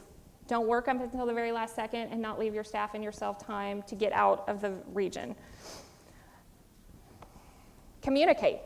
Know where your staff is going, have accurate contact information for them, and have a plan for how and when you will be communicating with them. You might say, everyone evacuate, we'll have a staff call in 48 hours, or as soon as you get to your new location, if you're texters, text us that you're at your location, you're safe, and that you're ready to communicate with us. Stakeholders and clients. Let your funders and donors and board know what your plan is and when you expect to communicate again. If that's going to be in 48 hours, in a week, or when you're able to return to your office. Just keep the communication lines open. Response partners. If you expect to take part in disaster response activities, have a plan with your partners. So critical to know what you're doing when you're going back. Data. Make sure to take your physical copies of backups and disaster boxes with you and in 2 directions, and make sure that all the materials are not with one person, so in 2 directions. If your staff uses laptops, make sure that each employee knows to evacuate with their laptop. This can ensure that the organization is back up and running as soon as possible, and that you also could have access to them through email or other contact methods. If you have smaller equipment that's critical to your organization and is highly valuable, if you can fit it in a car and take it with you, consider taking that with you. When we were, again, looking at this presentation, my coworker Kay said, what about vehicles? Lots of nonprofits have vehicles that they transport their clients from here to there, and what do you do with them? So you want to develop a plan. Are we moving the vehicles to higher ground? Are we moving them to a different city? Are we taking them with us? How many do you have, or are you just counting on insurance to take care of it after the fact?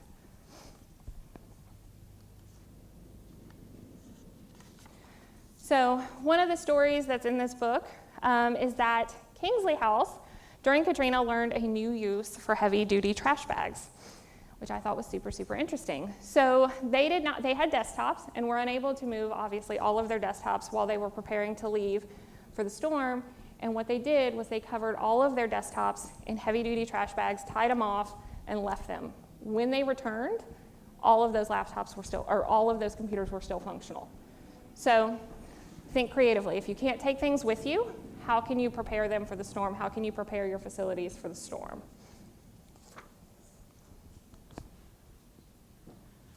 Within your guide that you will receive and within your packet that you have a 48-hour and a 24-hour checklist, things that you need to run through as an organization when you have a disaster declared or weather event pending. So a couple of these things that are covered are gather the updates for your disaster box, update your office voicemail, make sure people know where you're going to be, update your website, your social media, and let them know that you won't be on site, but maybe they can contact you at this additional number. Lock all your cabinets and drawers, collect all recent mail, lock all windows. So basically secure your building and prepare for what's coming. That is for 24 hours before. At 48 hours, you want to remind your board, staff, and employees, or board and employees and volunteers about your communication plan. You want to tap that designated speaker for the media and let them know that that is still their role. Give them an updated media packet, give them the most up-to-date information that you have at the time, and have them prepared to answer any questions that may come their way. You want to do an evacuation report, and what that is, and this is not up here and it's not in your handout, but what it is it's a form for every staff member to fill out that says, I'm working on this project, and this project, and this is the status that they're at. This is where I'm leaving it, this is who my contact is, and that is so that you know where, again, if something is to happen, where that program is at, where that project is at, and you can pick it up where you left off once you recover. So, take a minute to look at those pre-evacuation checklists. What might your organization need to add? You can get super specific, especially if you're serving clients. Who would be responsible for the tasks? Are these items that you need to train or practice for? And then share that information with the people at your table.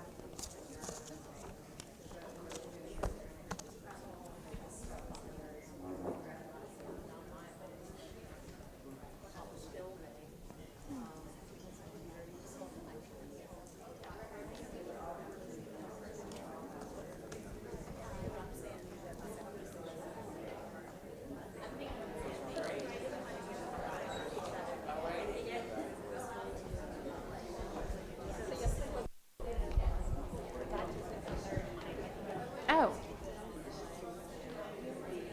not at all. Absolutely.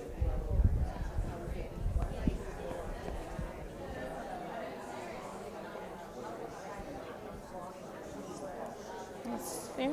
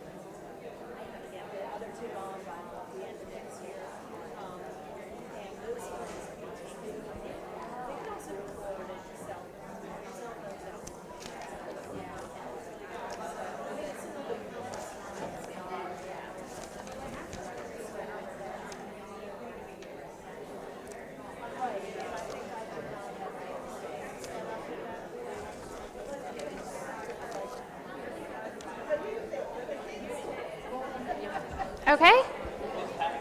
Give y'all a couple seconds to come back together.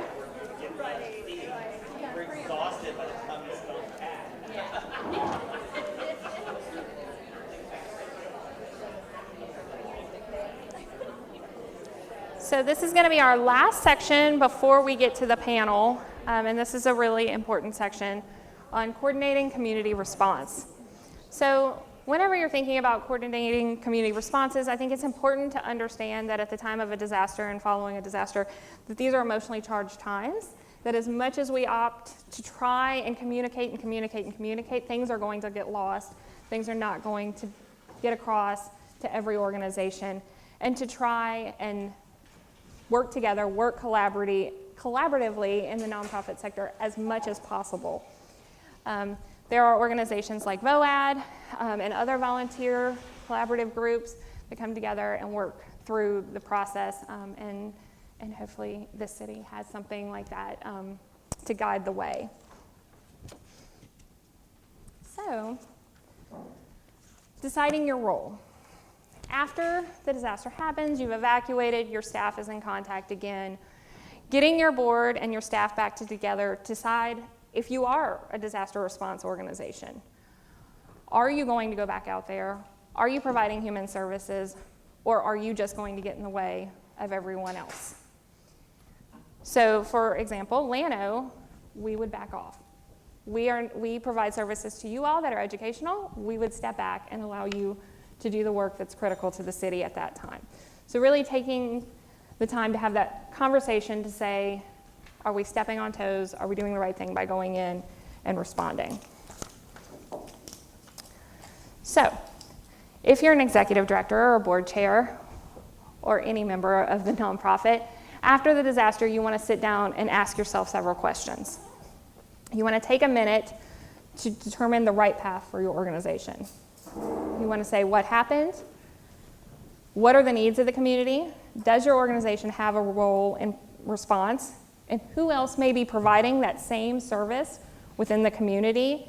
And if so, reach out to that organization to see if they'll be responding. What damage did your organization sustain? You may provide human services, but all of your staff may be out of state, or they may be unable to provide any services after the fact because of things that have happened for them. So take those into consideration. What needs to be done to prevent further damage? Is it possible? What do your staff, board, and funders, donors, and clients need to know? Are you able, back to that, are you able to begin business functions again? Is your staff in a position to return to work? These are all critical things that you want to look at when you're deciding if you're going to respond. Being a part of the response. So you want to develop a mission statement for the work that you're going to be doing for the disaster. You want to identify services that you currently provide that must be continued during a disaster. Like we talked about earlier, you may provide 5 or 6 different programs right now, but which ones are critical? Which ones can you continue to provide? You want to identify business functions that must resume. So that could be your payroll, that could be funding. That's absolutely, if you need to seek additional disaster funding to enable those programs to continue, you need to seek that. You want to decide if there's new services that you can provide to organizations or to people in your community. Are you able to commit to them? Do you have the staff? Do you have the ability? If you opt to provide new services or to adjust your services, make sure that they're within your mission. Make sure that they're within your wheelhouse and that you're not getting into mission drift from the work that you typically work on. You want to establish those partner agreements. So you want to build those collaborative relationships across the sector. You want to join a volunteer organization that walks through what's happening. Who has what materials, who's been donated an entire truckload of water and they need to get rid of it because they don't need it for their clients. Those kinds of things. You want to be a part of that communication. Be aware of the local coordination command center or Office of Emergency Preparedness. They will definitely be wonderful resources. Preparing to respond. If you are going to respond, make sure that you have supplies for your staff and clients. Make sure you have water, high-calorie food that is easy to travel with and ready for your staff and volunteers. If you have partnerships that need to be set up in order to achieve your mission, have those relationships and agreements established prior to the disaster, hopefully, but if not, as soon as possible afterwards, and continue to communicate with them throughout the process. If you need to procure or rent supplies, such as tables, chairs, and other types of equipment, again, you would want to seek those out prior to the storm, but if not, you need to work on that immediately, and they will be most likely hard to get a hold of after the event. If you have a local volunteer organization that is active, make sure you reach out to them, like I said. Volunteer Louisiana, in particular, has a database of volunteers who are certified as disaster volunteers. And so that would be a really good resource if you know you're going out and you're providing services and you need 20 volunteers that you could reach out to them and they could connect you. Determine which staff members are essential to your efforts and communicate with them and your need and establish a communication for getting response efforts started after the disaster. Consider if your staff will be able to leave the premises. In some situations, staff is not able to leave and get back to their homes, and will you need to provide them beds, pillows, or blankets, and food. If you will be doing response work, it is recommended that you have your staff trained in a variety of skills, CPR, first aid, those critical skills when it comes to storms.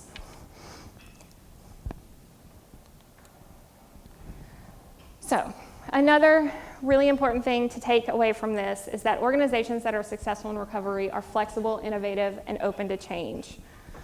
Once the disaster has passed, and your organization may want to consider, once it's passed and you've done your services, you may want to change your business strategy. You may want to change locations. You may not want to go back to your original location. And know that that is fine and be flexible with that. So, I moved really fast, and so I hope our panelists are ready. What we hope today is that your greatest takeaway, not just from this presentation, but mostly from the guide that you will receive on Friday, is that you will build a coop, and that coop will enable you to transition from pre-disaster work to recovery and response and back again, and as smooth a transition as possible, and that you will protect your staff, your organization, your assets, and your clients along the way, because they are the most important part of the work that you do. So, if we want to have the panelists come up. Okay, y'all's mics good? Okay, good. Well, first off, thank you. Thank you for serving on this panel. We're super excited to hear about your work in the disaster field. So if you would please, each of you go down the line and introduce yourselves. Tell us your names, your role in disaster recovery, and your organization that you work with. Hello everyone, my name is Sandra Lilly. I am the office manager for the Greater New Orleans Foundation. I worked with our senior team to help put together our continuity of operations plan. Hi, I'm Roxanne Newman. I'm the Deputy Director with Southeast Louisiana Legal Services. As Deputy Director, I'm in charge of technology for the firm. I was here throughout Katrina. I lived in New Orleans at the time and evacuated, and was actually part of the team that put together our evacuation plan, disaster plan afterwards. We did not have one at the time. And in charge of implementing that and keeping it updated with our executive director. Great. Good morning, everyone. My name is Chris Cameron. I'm Executive Director hands-on New Orleans. We're a local nonprofit that functions as a volunteer center for the South Parish Metro area. I'm here representing part of the nonprofit sector, especially the small portion of that. It's just myself and another operations director. We're supported by a team of AmeriCorps. So as executive director, we had our, pretty much like some of you have your hands, your fingers in a lot of different pies. With that, primarily during disaster, our role and expertise comes in recruiting unskilled volunteers to go immediately to respond to the community needs, whether that's going to be debris removal, helping individual homeowners not get out their homes. Awesome. Well, our first question is, we would love to know, when did your organization or yourself complete your coop? And then what was the process like? Who all got involved? Was it your board, your staff? Who all got involved for you guys in that process? And whoever wants to jump in first. I'll start. We Of course, before Katrina did not have an evacuation plan or a continuity of operations plan. That all came about as a result, and lessons learned, we needed to have one. We were relocated from our offices. We were right across the street at the Candy Plaza building, which losing my sense of direction, but we were fortunate enough to get some office space nearby in Baton Rouge at the time, and once again, we were small at that time. We were all housed. We all came together. It just happened that way. I don't think it'll ever happen again, but the entire office was located in Baton Rouge at the time, and we were able to continue our operations mostly. We could not get into the city. We ended up making our way into the city. We all had hard servers. We didn't evacuate with the plan of not coming back. Of course, I don't think any of us did at the time. So we came into the city, we got into the building, we picked up our servers, our checks, and whatever we needed to keep things going at the time of a disaster. When, you know, and what we do at the foundation, it's very important that we keep our grants going. We keep our gifts and grants flowing. So once we went through that, and once we were able to come back, just kind of circling back, we found it was critical once we were able to slow down, because of course in our business it's critical to respond quickly. When something like this happens, you have the heart of the world and the eyes of the world looking at you and wanting to help. And they are very, very generous. I can promise you that. So it was very critical for us to get things going. Once we got back and we settled down, which took a while because there was so much activity going with people wanting to help the foundation get our nonprofits back so that we can get some work done in the city. So once we settled down, we decided we needed what we called an evacuation plan, or a hurricane evacuation plan. And we talked about how we could go about communications and building management, things like payroll, getting our database going so that we could function, and our email, of course, and our financials and equipment, all of the things you mentioned earlier. So we kind of had a little small bulleted list that eventually grew to a continuity of operations plan. So we put it all together, took from the bulleted plan and enhanced it. And we put in, I guess, definitions of what a disaster could be, starting with tropical storm all the way down to hurricane warnings. Now we have this thing called Invest, which we are adding to our plan. We had to find the definition of that and put that in the plan as well, so that we could be covered for everything. But we did define a group staff so that we are able to continue with our operations. So we have people defined within the plan to keep things going. I don't want to take up too much more time. I think you can pick it up and add on to it. So as I mentioned, at the time of Katrina, we did not have a disaster plan of any sort. We put our first disaster plan together in 2006. There was a team made up of our technology person at that time, who was an in-house person. We now have an IT contractor. I was on the team. I think we had support staff members as well as our executive directors. And things that we put into the plan included how to prepare the offices for disaster, what things to take with you in the event of a disaster, and probably one of the tips that I didn't know about at that time was you really should take a business suit with you when you evacuate, because I'm sure, as many of you may recall, we thought we were leaving for a weekend. We took shorts, t-shirts, flip-flops, and we thought we'd be back in a couple of days, and I never went back to my home. except to clean it out. I ended up changing offices, and we couldn't even get into our office for a month. So, so what to bring with you, and we do have a form that we have staff fill out annually so that they can tell us where they plan to go in the event of an evacuation, how we can contact them, and for them to think about what offices to work out of if they need to work out of another office. So fortunately for us, we have 6 offices. We did lose an office in Katrina. We had an office in Chalmette, which is no longer there. And we've expanded and merged over the years. So we have, several offices that other staff members can go to.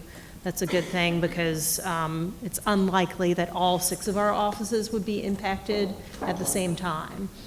We also work very closely with our partner, Acadiana Legal Services Corporation, who we could go to their offices, or there are other legal services organizations in every state and territory that we could go to if we needed to. Hopefully they would be welcoming. I know the program in Shreveport housed several of our staff for months after Katrina. So those are the sorts of things that we put into the plan. We try and update it periodically, I will say, if not regularly. We are actually in the process of updating it right now. It seems like it's been about every 4 years that it's gotten updated. And I'll talk a little bit later about what sorts of things you need to look at when you update. So Hands-On was actually formed in response to Katrina, so we didn't need a group because it was post-disaster here. I became executive director in 2012, so we began working on our coup in 2013, and we just finished it last year.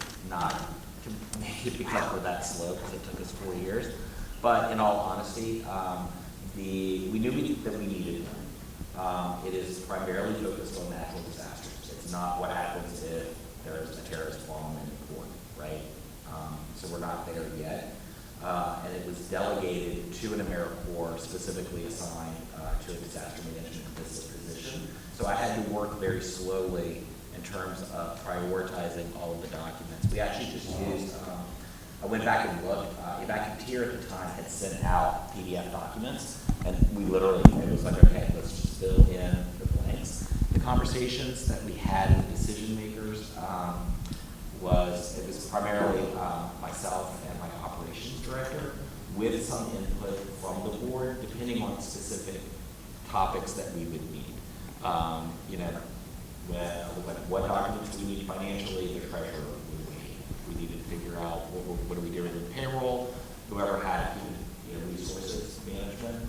So for us, it was a slow process, but we identified of everything that you've just heard. It's not something you can just sit down and do, quickly. So it did take us longer to actually get where we're going. And then, as I said, every year we keep adding to the point where after the floods, we definitely went back and updated everything, because that kind of, again, from our perspective, a lot of it was Katrina based. If we have a hurricane, if this happens again, and we hadn't thought through things about what happens when the region floods, because it didn't seem likely. So for us, it's a little bit more organic in terms of that, but we're a smaller organization. And Sandra and Roxanne, about how long do you think it took from maybe not completion time, but about to get the base of your coop built? We started, like I said, almost in 2006 with some kind of this little bulleted plan. Our first coop document was really completed after revisiting and putting everything together and understanding who was responsible for making the decisions, talking to the board, putting everything in perspective as far as how we go about doing our work, and how we're able to connect. We put plans in place so that we function in the cloud with our database, with our email, our communications, our website. We upgrade it every year, but our first one came out in 2010. Right. And so it took a while to get the document together, and we revisit it every year. And every year we go through the entire process with the staff. And there's a big difference in renting space and owning space, so now we've had to add that aspect to it as well. But we think it's important that we go over the whole process with the staff. Everybody knows we have daily conference meetings set up. People are, like I said, we have a core group, but our team will evacuate to their locations. Some people are going to evacuate to DC, and not necessarily right next door to us. So we have a plan to keep everyone working. Take your equipment with you, take your computer, take your monitor, take your printer, take whatever you need to get the job done and work from where you need to work. And we have daily check-ins, so yeah. And Roxanne, I don't know if I missed you saying about how long it took to get the base going. It's really hard to remember. It seems so long ago that we developed the first plan, but I would say it probably took a period of months. But over we've had so many disasters in this area since then that we've updated things, and we do work with the bar associations. They have a disaster committee. So we work with them as well, and that's another resource for us. So I suppose we're looking at it annually with all the things that have happened over the years. Right. So how do you communicate your COOP? How do you involve share the information with your stakeholders, including your staff, board, donors, partners, volunteers, clients, et cetera? I know, Sandra, you started to touch on that with the staff annually. I don't know if you want to dive deeper into that. Sure. We do think it's important, like you said, to revisit it. We have new staff. We have contact information on everyone, where they're going, where they even think they're going. We have board information in it as well. And it's evolved over the years. Like Chris said, it started out as a hurricane plan. It's turned into a disaster plan, because we've had to activate the COOP plan in other situations, of course. And some of it's local. We've had freezes where we've had to close the building, and we're not going to be able to work for a few days. If it's a short period of time, we're fine. So we've had to alter it to not just fit for hurricanes, because there could be other situations where we haven't answered your question. No, yeah, definitely. And your grantees, do you have a way that you let them know your plan? So we have, once we activate the plan, our communications team they're going to hit the ground running as far as communications. We'll have things posted on our website. We'll reach out with email blasts, Facebook, Twitter, to communicate with and then we also have whoever's responsible for working with our grantees. We're expecting that we'll still be able to work as normal and reach as many people as possible, because of the ways we kind of prioritize things. Like I said, take your equipment. We're going to use email a lot. Things are going to happen in the cloud, and we're going to use that to communicate with our grantees, our donors, our funders. Right. What about you, Chris? How do you communicate it to your stakeholders? So for us, because we are the majority of staff is in the airport, and they all in their service at the same time. So I have a 76% turnover every year. Oh, wow. In August. So for us, it's just a matter of our on-site orientation training as part of the airport program. And we're going to go through what is our role in evacuation tier. This is what this looks like for city-assisted evacuation. And we have a COOP, so we can just build that in to training. My board has access to the documents. I'm not sure, I can't vouch for them. If they've read through it, they know that we do have them. And though when we respond, for me,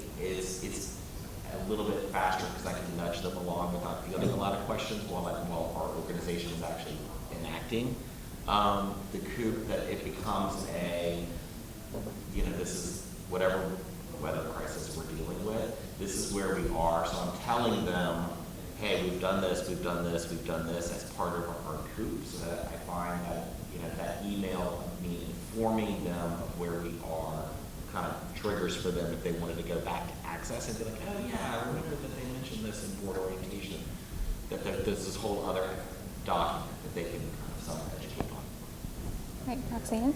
So we have an intranet site that we set up about 5 years ago, and previously the disaster plan was, emailed out to everybody, and it was in a binder on your bookshelf or something like that.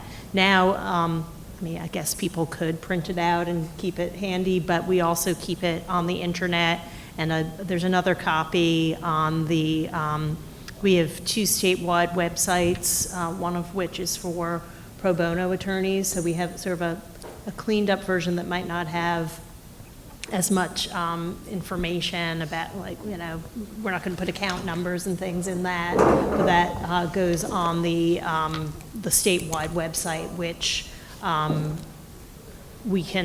people have to join it to have access to it. But we always, when people are hired, we have them sign up for the statewide website, and they're automatically enrolled in our intranet site.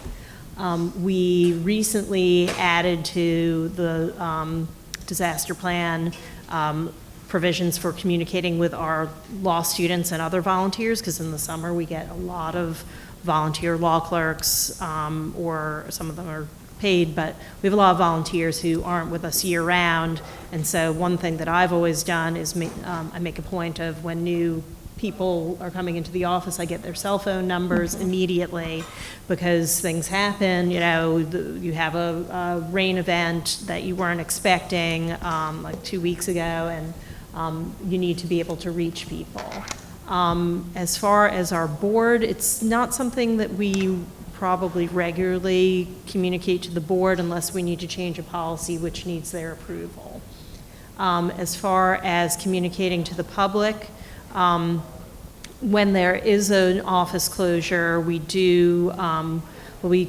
usually update our website. We've recently changed our website, and I think we're still working on making sure we all have access to updating that, because I used to be able to do that myself, and now I don't have that access anymore. Somebody else has to do it.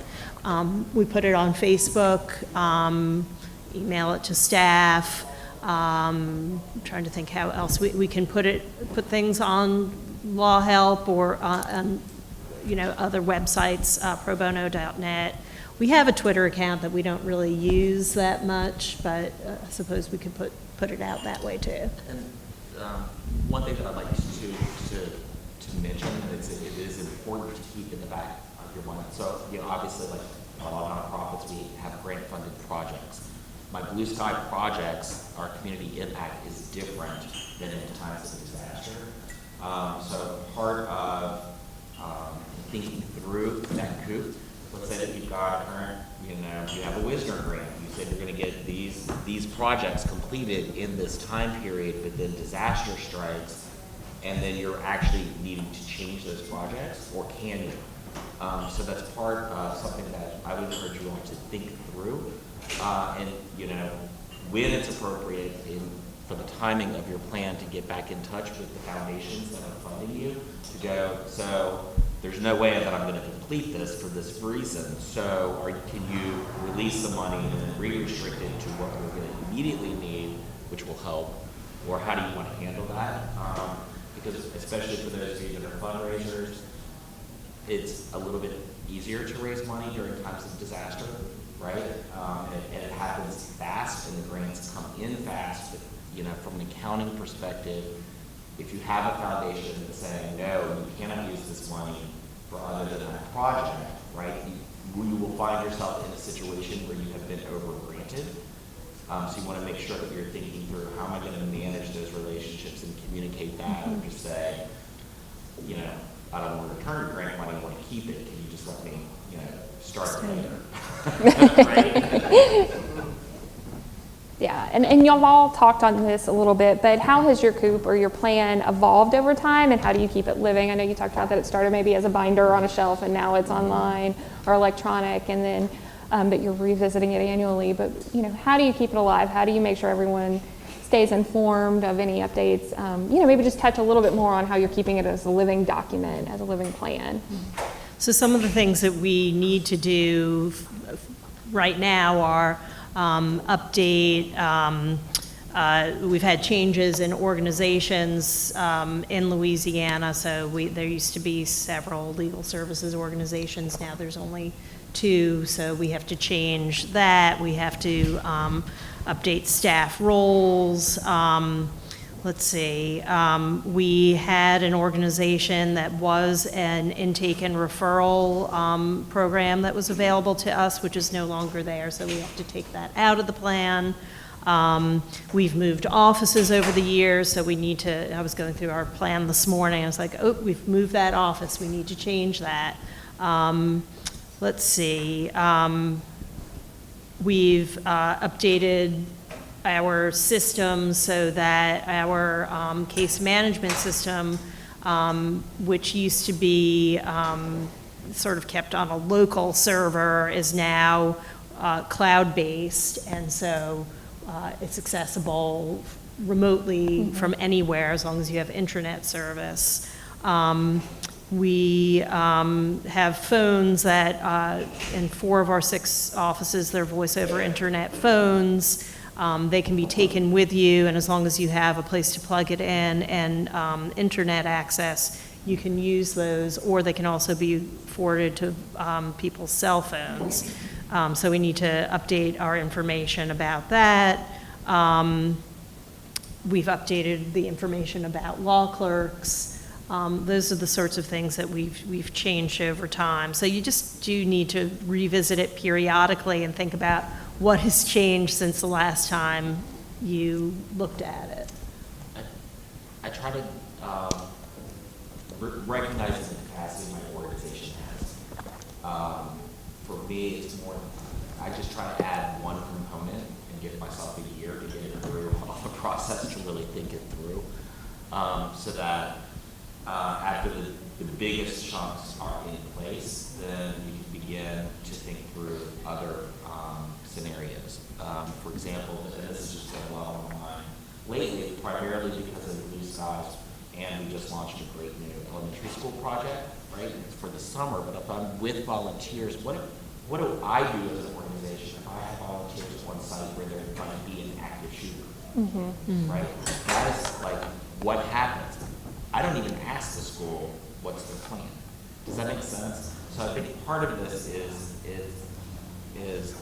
taking it bit by bit by bit of what's the next big thing that's, really when you sit and think about it, go, ooh, I really need to be prepared for that and prepare my team for that.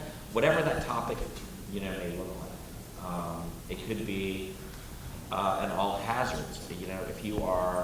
If your office is by the trail track, like railroad tracks, right? And what if they're transporting, who knows, like poisonous gas? I don't know what they bring in that for, but you see what I'm saying?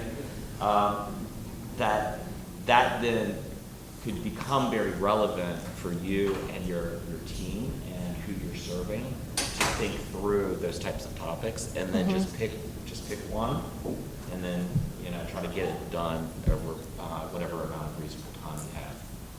And Sandra, you said that you've enacted it for small events since building the plan. Have you guys found any processes or anything that didn't work that you've gone back and since you've had the ability to activate and change and evolve the the plan? That's how it's evolved a lot. And like I said, we revisit it every year.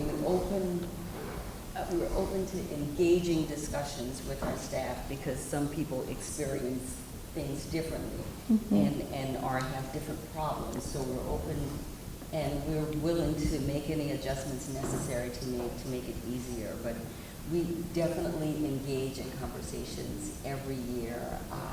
The COOP plan doesn't change a lot every year.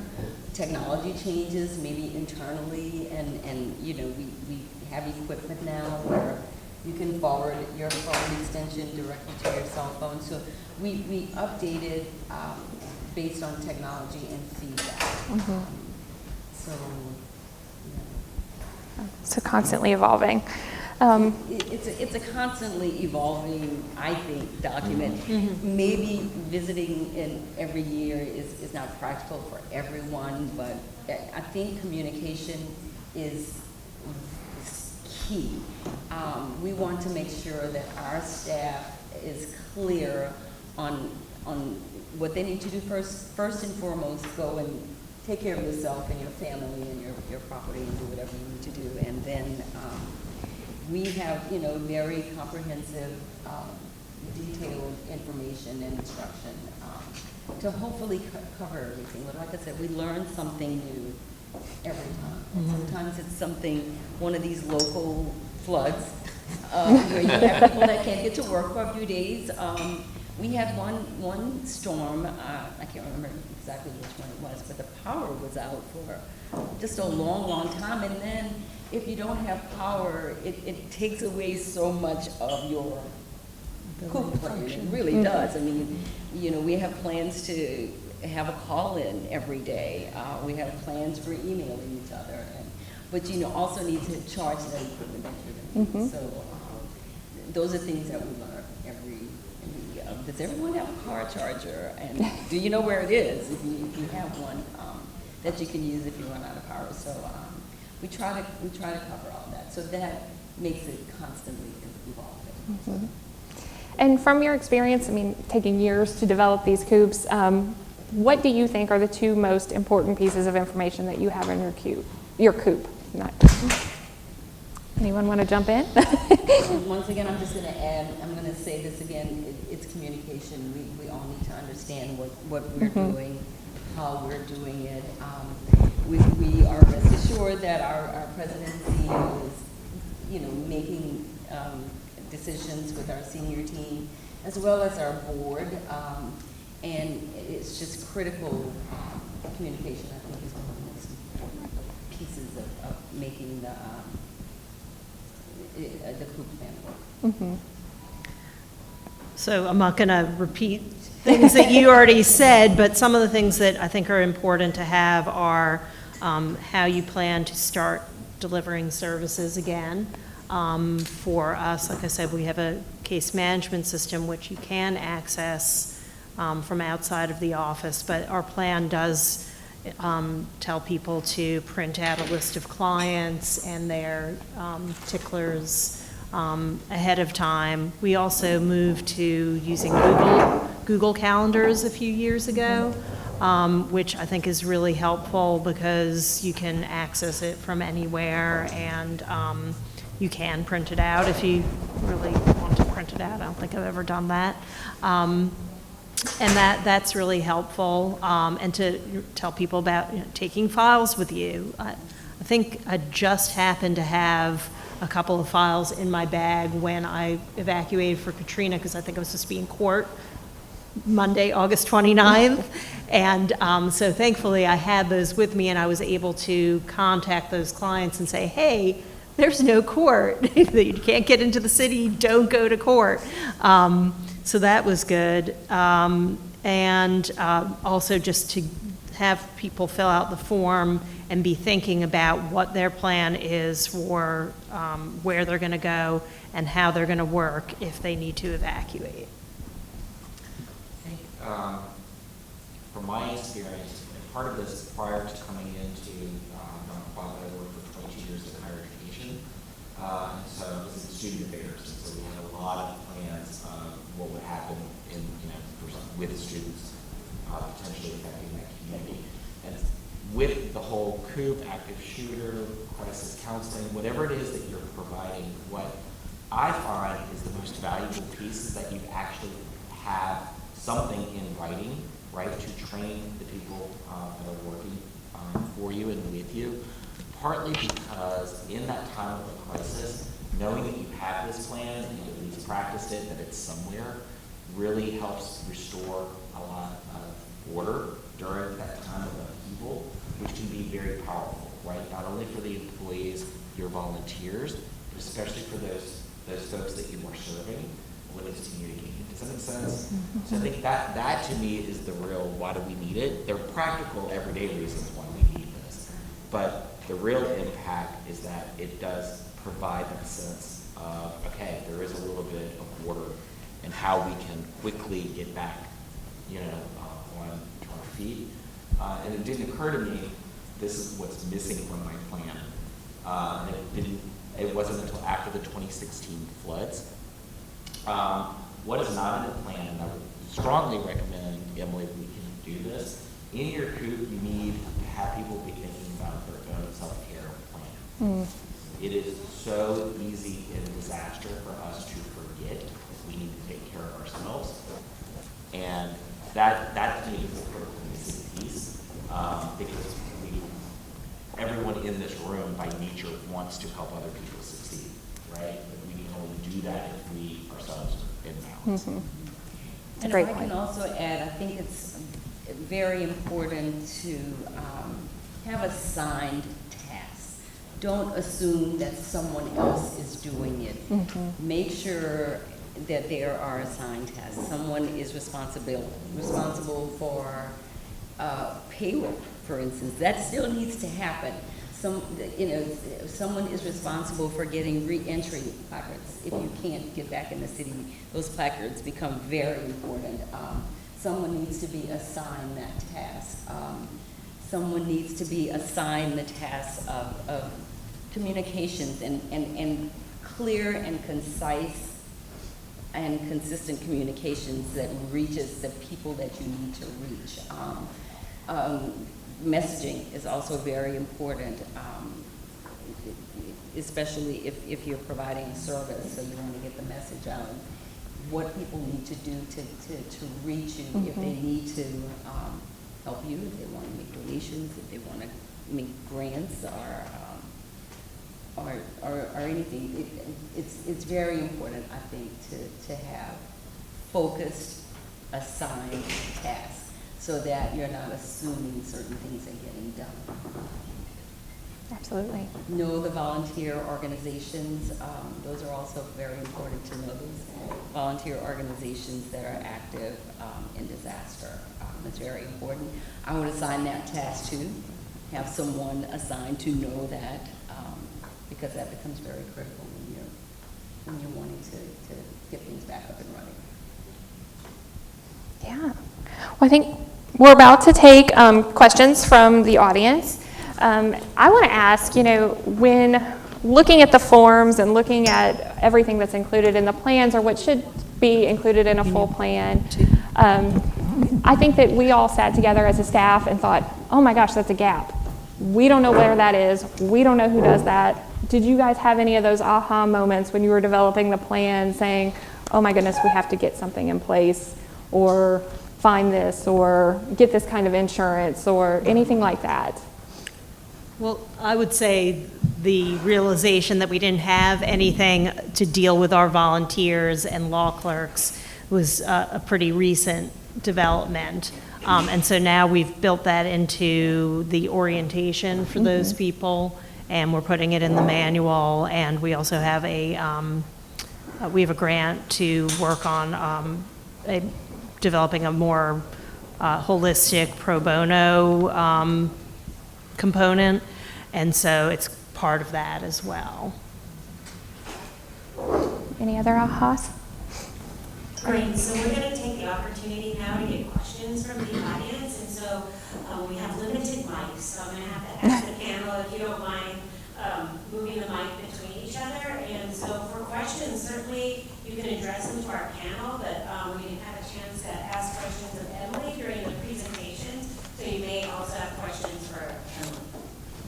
I have a question for everyone. Who here has a disaster placard ready to go? Okay.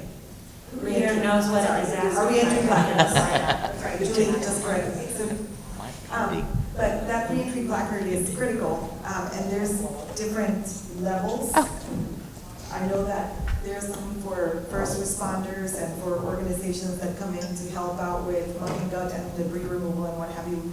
But I think if you have any interest in making sure that you can check on your offices, your facilities. That's something that is worth looking into. And there is an easy-to-access application online at NOLA Ready. So we will probably, I'm sure we'll send that out in the follow-up. But yeah, that placard is critical. And Sandra, can you remind me at the foundation, have you identified staff that are required to get placards? We have, I think the last, we just picked our placards up, or we just got them. We had them kind of nice and sealed. We have 16 of them, and yes, we do have staff identified as to who should have them, because it's going to be very important. Just depending on the disaster, sometimes, you're just going to need to come in and check on your property or your business location and see if you can come back and what needs to be done, and that placard becomes very important. I urge everyone to go to NOLA Ready. It's a very simple application, and you can let them know how many you need for your organization. So, yeah, and identify those people who need them.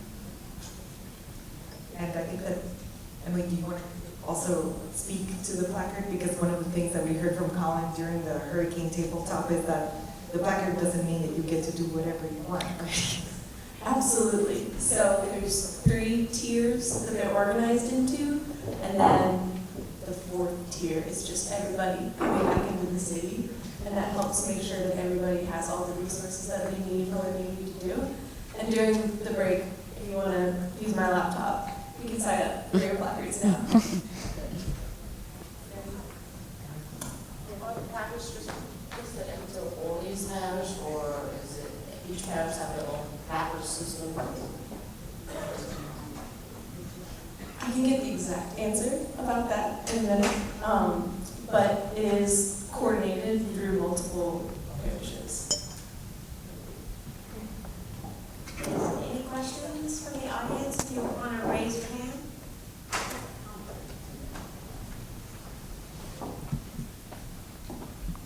I just want to thank the panelists, because I think that your pre-planning and preparedness to follow through really help your organization get back on your feet to respond accordingly.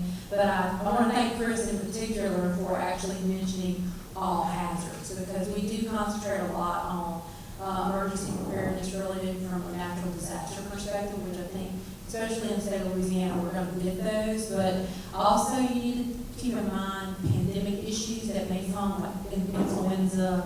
Also, I know there's a hepatitis outbreak in the state. So those are some other contingency plans. And I just want to ask you in particular, because I know y'all have oriented your staff to your COOP plan.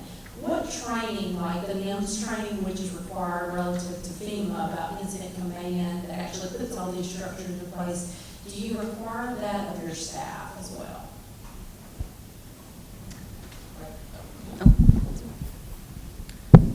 No. No is our answer. Partly because with our work with NOSEP and GOSEP, myself, we understand, so we feel like comfortable we can lead our staff without needing to get into all of that particulars, other than it's an incident command, which means you don't get to make decisions. And on some major things.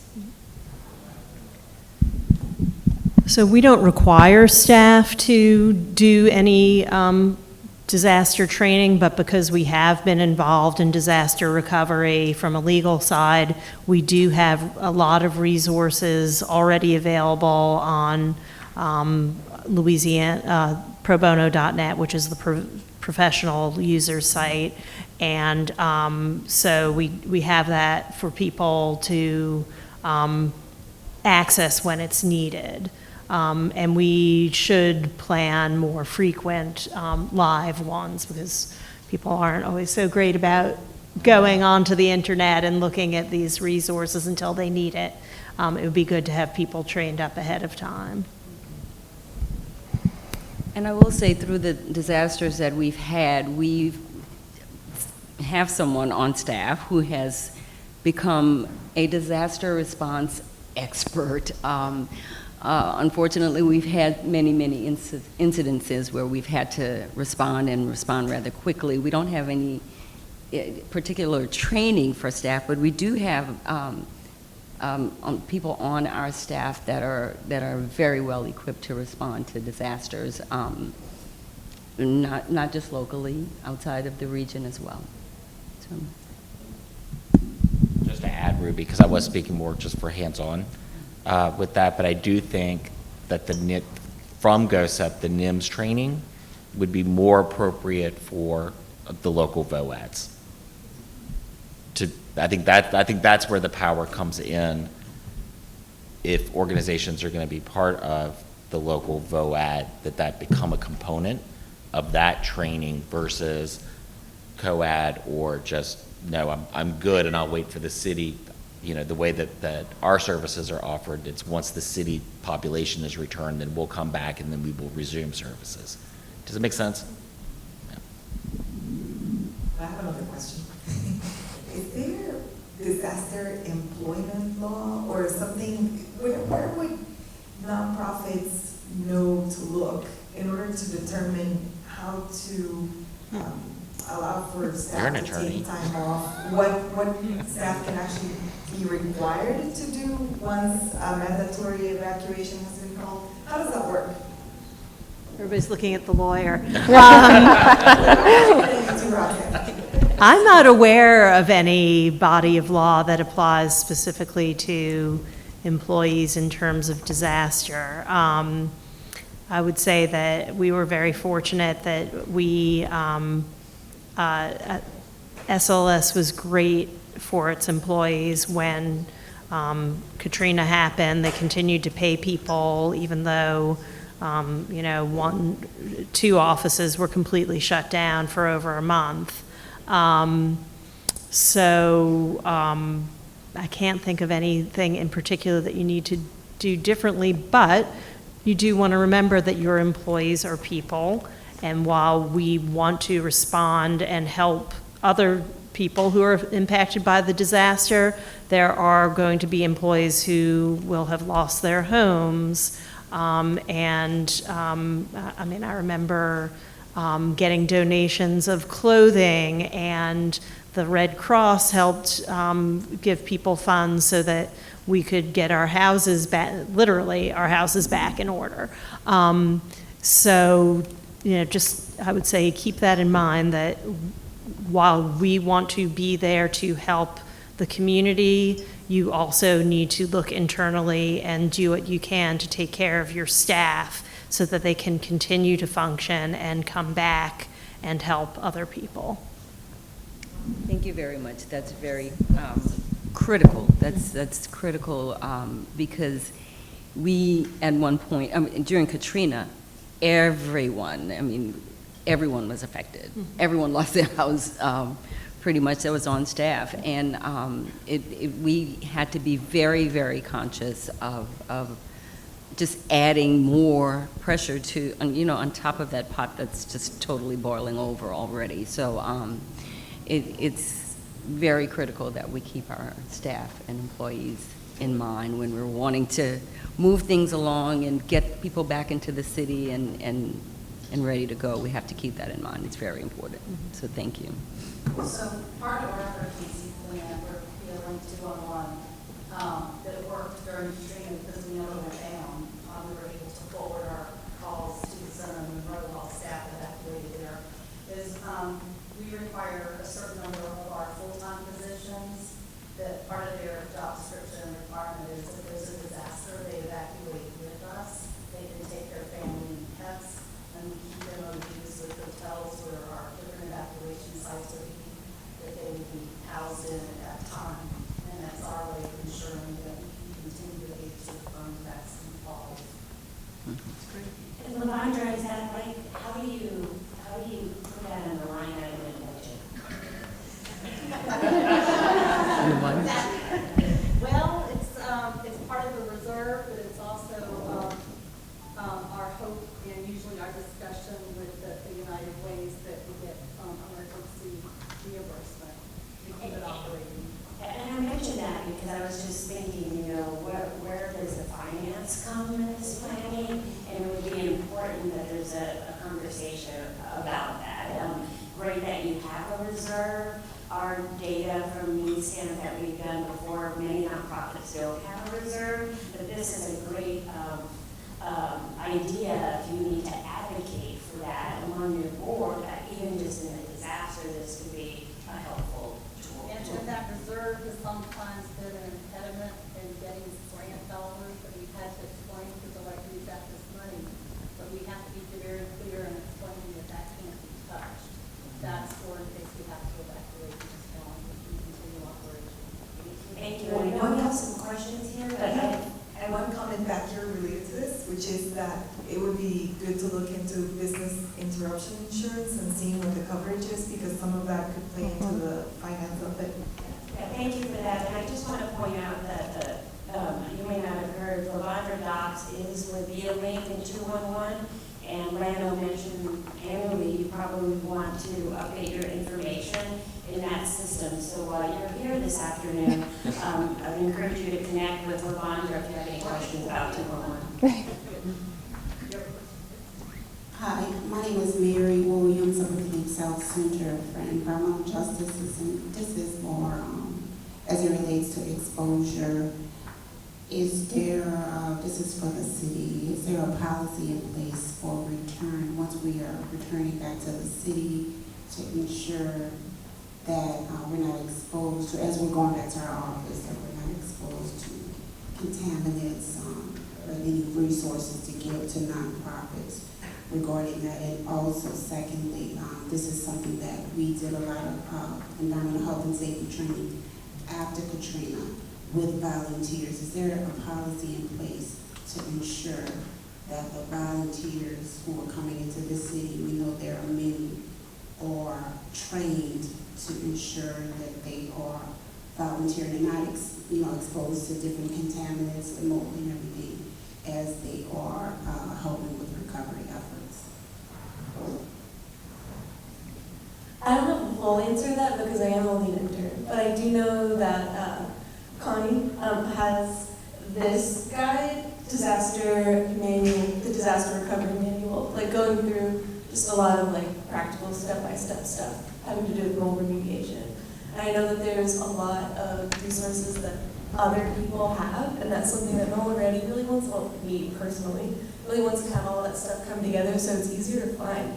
Because a lot of people do definitely know each other. Having support through a VOAD could like make everything just go so much faster so that all those things could be addressed. That's all. I'm after that.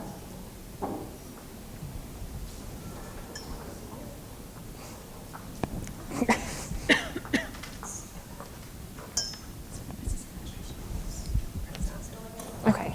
Yeah, just to kind of go back. Hi, my name is Betty Thomas, and I'm the Chief of Operations Officer for Giving Hope, the food pantry out in New Orleans East. And we had to found the need to implement and have a training for our coop plan. Most of my staff live in New Orleans East, and as you know, in 2017, we got hit with a tornado. We were standing in our distribution center when the tornado happened.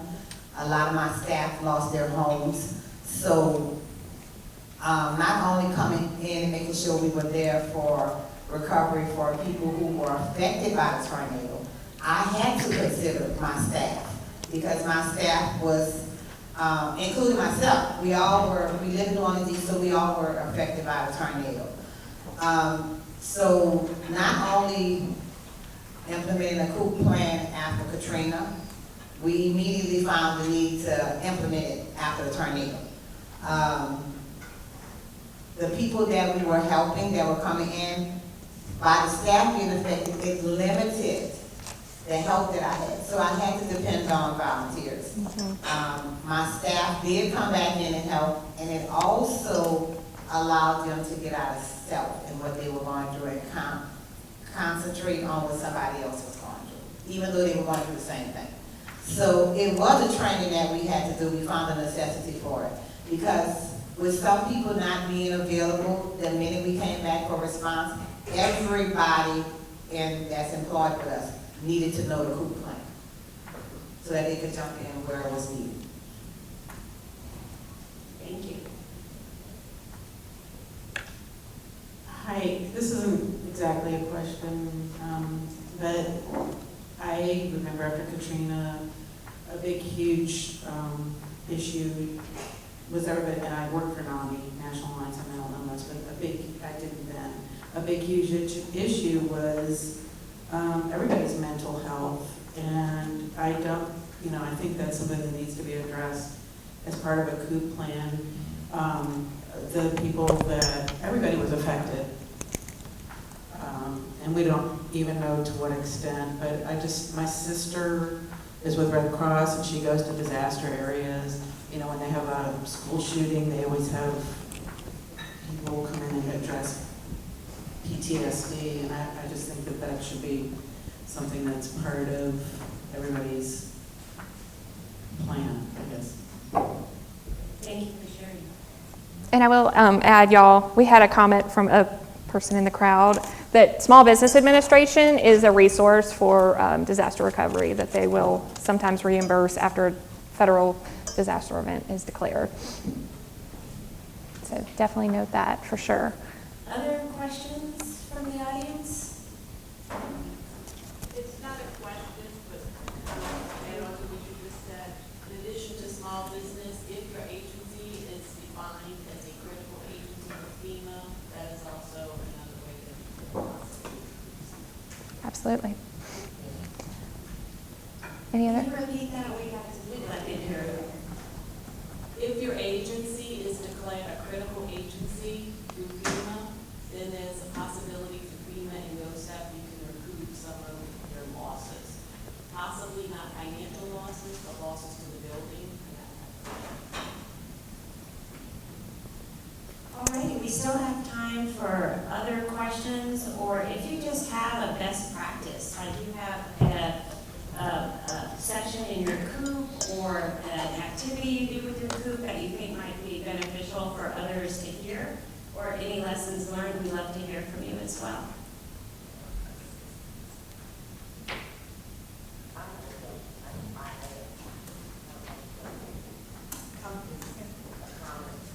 Going back to the mental health issue, of course, Julia and I, we talk about this all the time. So, the mental health is physically there, servicing community after every disaster. But when you service a community like the Greater New Orleans community, where it's so diverse, the language issue, things like that. So I deal with coastal communities like businesses along the coast. I've done millions after Katrina, and of course the BP spill was totally a different disaster, right? And I will deal with the fresh water down with the fishing community and the rural areas. So when things like that happen, like the BP spill, you literally can see generational hardcore fishermen, red-faced, tear-eyed, punching through them. That's the mental issue. And then, divorce and how do you approach a community like that?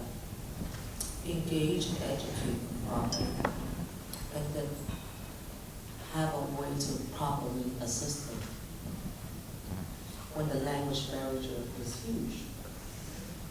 And that's been a thing that I have struggled for the 26 years that I've dealt with the commercial fishing industry in the state of Louisiana. So anybody can figure that out right now? Let me know. And I appreciate your comments, Sandy. And Carmen shared a little bit about some of the work that we've been doing on our disaster recovery response as a philanthropic, entity in this region. And one of those pillars is around equity. And I think, that is language access. That is about another pillar, civic participation and engagement. And that I think speaks to a little bit of what you're saying. And so how, as funders, can we use our resources to ensure equitable recovery and response that considers the diaspora of our community and meet them where they are. So it's definitely something that we're talking with others about strategies. We need to talk with folks in this room about how we do that. And then I would say to the mental health piece, that's part of resilience. And I think, you know, the long-term impact of some of these disasters on our communities need support, and they need resources. And so we've got to think about that long-term, and I know it's been, Isabel, on your mind, the whole notion of mental health, and how do we support, you know, wellness, address trauma that happens from these events. And again, I appreciate you two mentioning BP. I mean, your communities right now are in a disaster with opening of the spillway and the water changing, and it's changing that industry. And so I think one of the panelists talked about how do we look at our unique mission, our unique place in the community, and even start to do some scenario planning to what might a disaster be like for us. Because I think it is not a one-size-fits-all, it's just not hurricanes. Just to speak to resources on during disaster. So there is a national disaster distress hotline that is specifically around, you know, man-made and natural disasters that you can call that 800 number, and they do have counselors on the line to work with people. You can also get crisis intervention counseling through 211. That's an option when you dial 211. Our specialists have all had training in cultural competency, and both these entities, we offer language learning services for up to 152 different languages. So there is work being done to make it more accessible and you know, to work towards those issues. Thank you.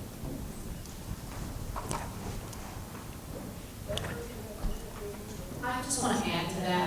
Actually, I'm a licensed clinical social worker. Prior to my job at GoStep, I actually employed integrated health teams to Renaissance Village, which was displaced people from past Katrina. I will just tell you there's a lot of other opportunities because you are the fire of your community, you have the pulse of your community. But I also think that there's opportunities to bridge resources with existing partners. Federal Qualified Health Centers are located throughout the state of Louisiana that provide both primary care and mental health assistance. So you need to kind of make sure you are aware of those partnerships that could be very viable. And getting back to the lady's question regarding or the issues and concerns regarding the fishermen, because here's the thing, like the helpline, I think that those are great resources, but we do have folks that are more worried about not disclosing. And you think about that in terms of yourself, because if you're constantly repeated as a part of disaster and consistently, whether it's you've been traumatized or you are exposing yourself to secondary trauma, there always is an opportunity to put self-staff checks in place. Doing a little operation where just checking to make sure that they're okay. That stress management goes a long way. So I just encourage you to look at those other resources because most people will go when you can see it. People are already changing as a part of integrated health care because they're asking you, well, how are you sleeping? How are you eating? Even at the doctor's office. You need to actually help be an ambassador to advocate for those clients, but also all people, that they actually share that with their doctor to make sure that they get adequate needs and support. So I just encourage you and wanted to add that because I think the work that you do is very valuable, and I think you can actually light a fire to actually provide other resources that, we have all these pockets of things to provide support, but it would be really neat to make sure that it's all coordinated and strategically dispersed throughout the community. Our organization has a line of credit that we have been established with the local bank, and we've been using that pretty much because it's cost reimbursement too, so it does help out. So in terms of disaster, we do have critical staff that we need to respond. So that is one way that you can utilize as a revolving line of credit. If you guys are looking for, this is just a plug for if you leave here today and you want to look up an organization, Center for Ethical Living and Social Justice Renewal, has had a really robust resource guide. I see a lot of people shaking their heads. You can go online and just search New Orleans Community Resource Guide. There's like a PDF form to just print out, and there's one that comes like page by page for an online version too. And I've used that for so many different services here in the city, and it's a good thing to connect with, like, if you're thinking about these people to partner with, you could like leave today and go start doing some of that stuff. It's New Orleans Community Resource Guide, I believe is the title, and it's from Center for Ethical Living and Social Justice Renewal. And that's CELSJR. That's easier to Google.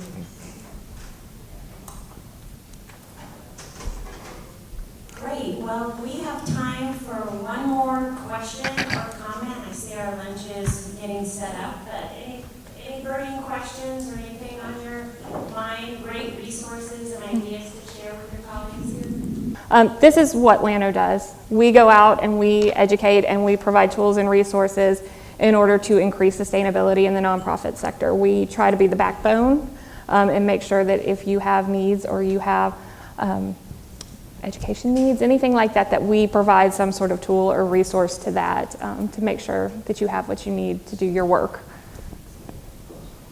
As Carmen mentioned earlier, we have a disaster fund. In the past, we partnered with the mayor's office and we housed the mayor's Pay It Forward fund. It has been agreed that moving forward, we will have Greater New Orleans Foundation Disaster Response and Restoration Fund. And that fund is something that we mobilize every time there's a disaster. In the recent disasters that we have responded to, it's all been external. So some organizations that are part of what you would consider the community organizations active in disaster, voluntary organizations active in disaster, they have been mobilized to go provide technical assistance and training or any kind of supports that are needed.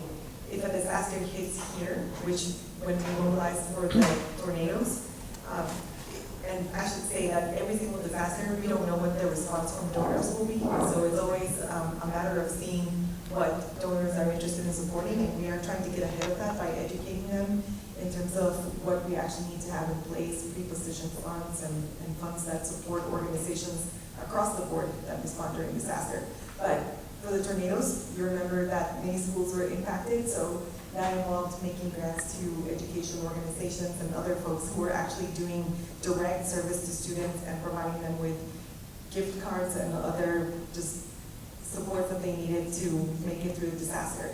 And as we move forward and as we get prepared for this hurricane season that we're already in and for the future, we are trying to do all that we can to have a holistic picture of what disaster recovery must entail, but also connected to our resilience work, which is the work that Andy mentioned earlier. It has to do with surface water, green water infrastructure, all of that. So it's developing, and we do a lot of listening. We work with a lot of nonprofits year round, and we are hoping that our donors will come along with us on this journey. If a disaster strikes, New Orleans in particular, we will have an open fund, and some of you are pre-registered organizations because there is a response that involves mucking, gutting, cleanup, and helping people, feeding people. But this will keep developing and evolving. I have two resources I'd like to mention. One is we have a statewide website for lay people to use called Louisiana Law Help. I believe there's disaster information on there still for you to use, for you to refer clients to. Also, the Bar Association has a website called la.freelegalanswers.org in which people can post legal questions that will hopefully be picked up by a lawyer who will respond. When it's not a disaster, there are income and asset restrictions on that, but I understand that those will be lifted in time of disaster so that it's not just restricted to low-income people at that point. We have one more question here. Okay, I'm sitting here wondering, who is training the for-profit people and for disaster response, and is it just us that's?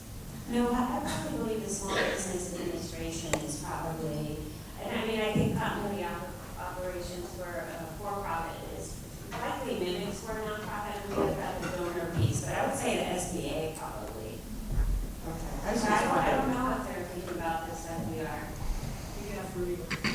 I was thinking about tourists that come to town, and, you know, who's taking care of them? That's a good question. We might have to ask our friends at the Business Alliance and see what they're doing about this. I mean, they're an important part of the system as well. Well, thank you all so much. I did want to just point out, you know, one of the questions we asked on the registration form was, do you have a COOP plan? And like we shared, less than 10% identified that they did. But we also asked, do you have a succession plan? And again, about the same data, it was interesting. Some folks that had a succession plan didn't have a COOP plan and vice versa. But I would say that these two documents are very much aligned. Like some of the information that you need in a COOP plan, like all your account numbers, passwords, you know, where are your bank accounts, what's the information on the line of credit, is what you would also need in a succession plan. So I would encourage you, if you have a robust succession plan but not a COOP plan, maybe dust that off and see how it applies, and vice versa as well. So we're going to go ahead and conclude this part of our agenda.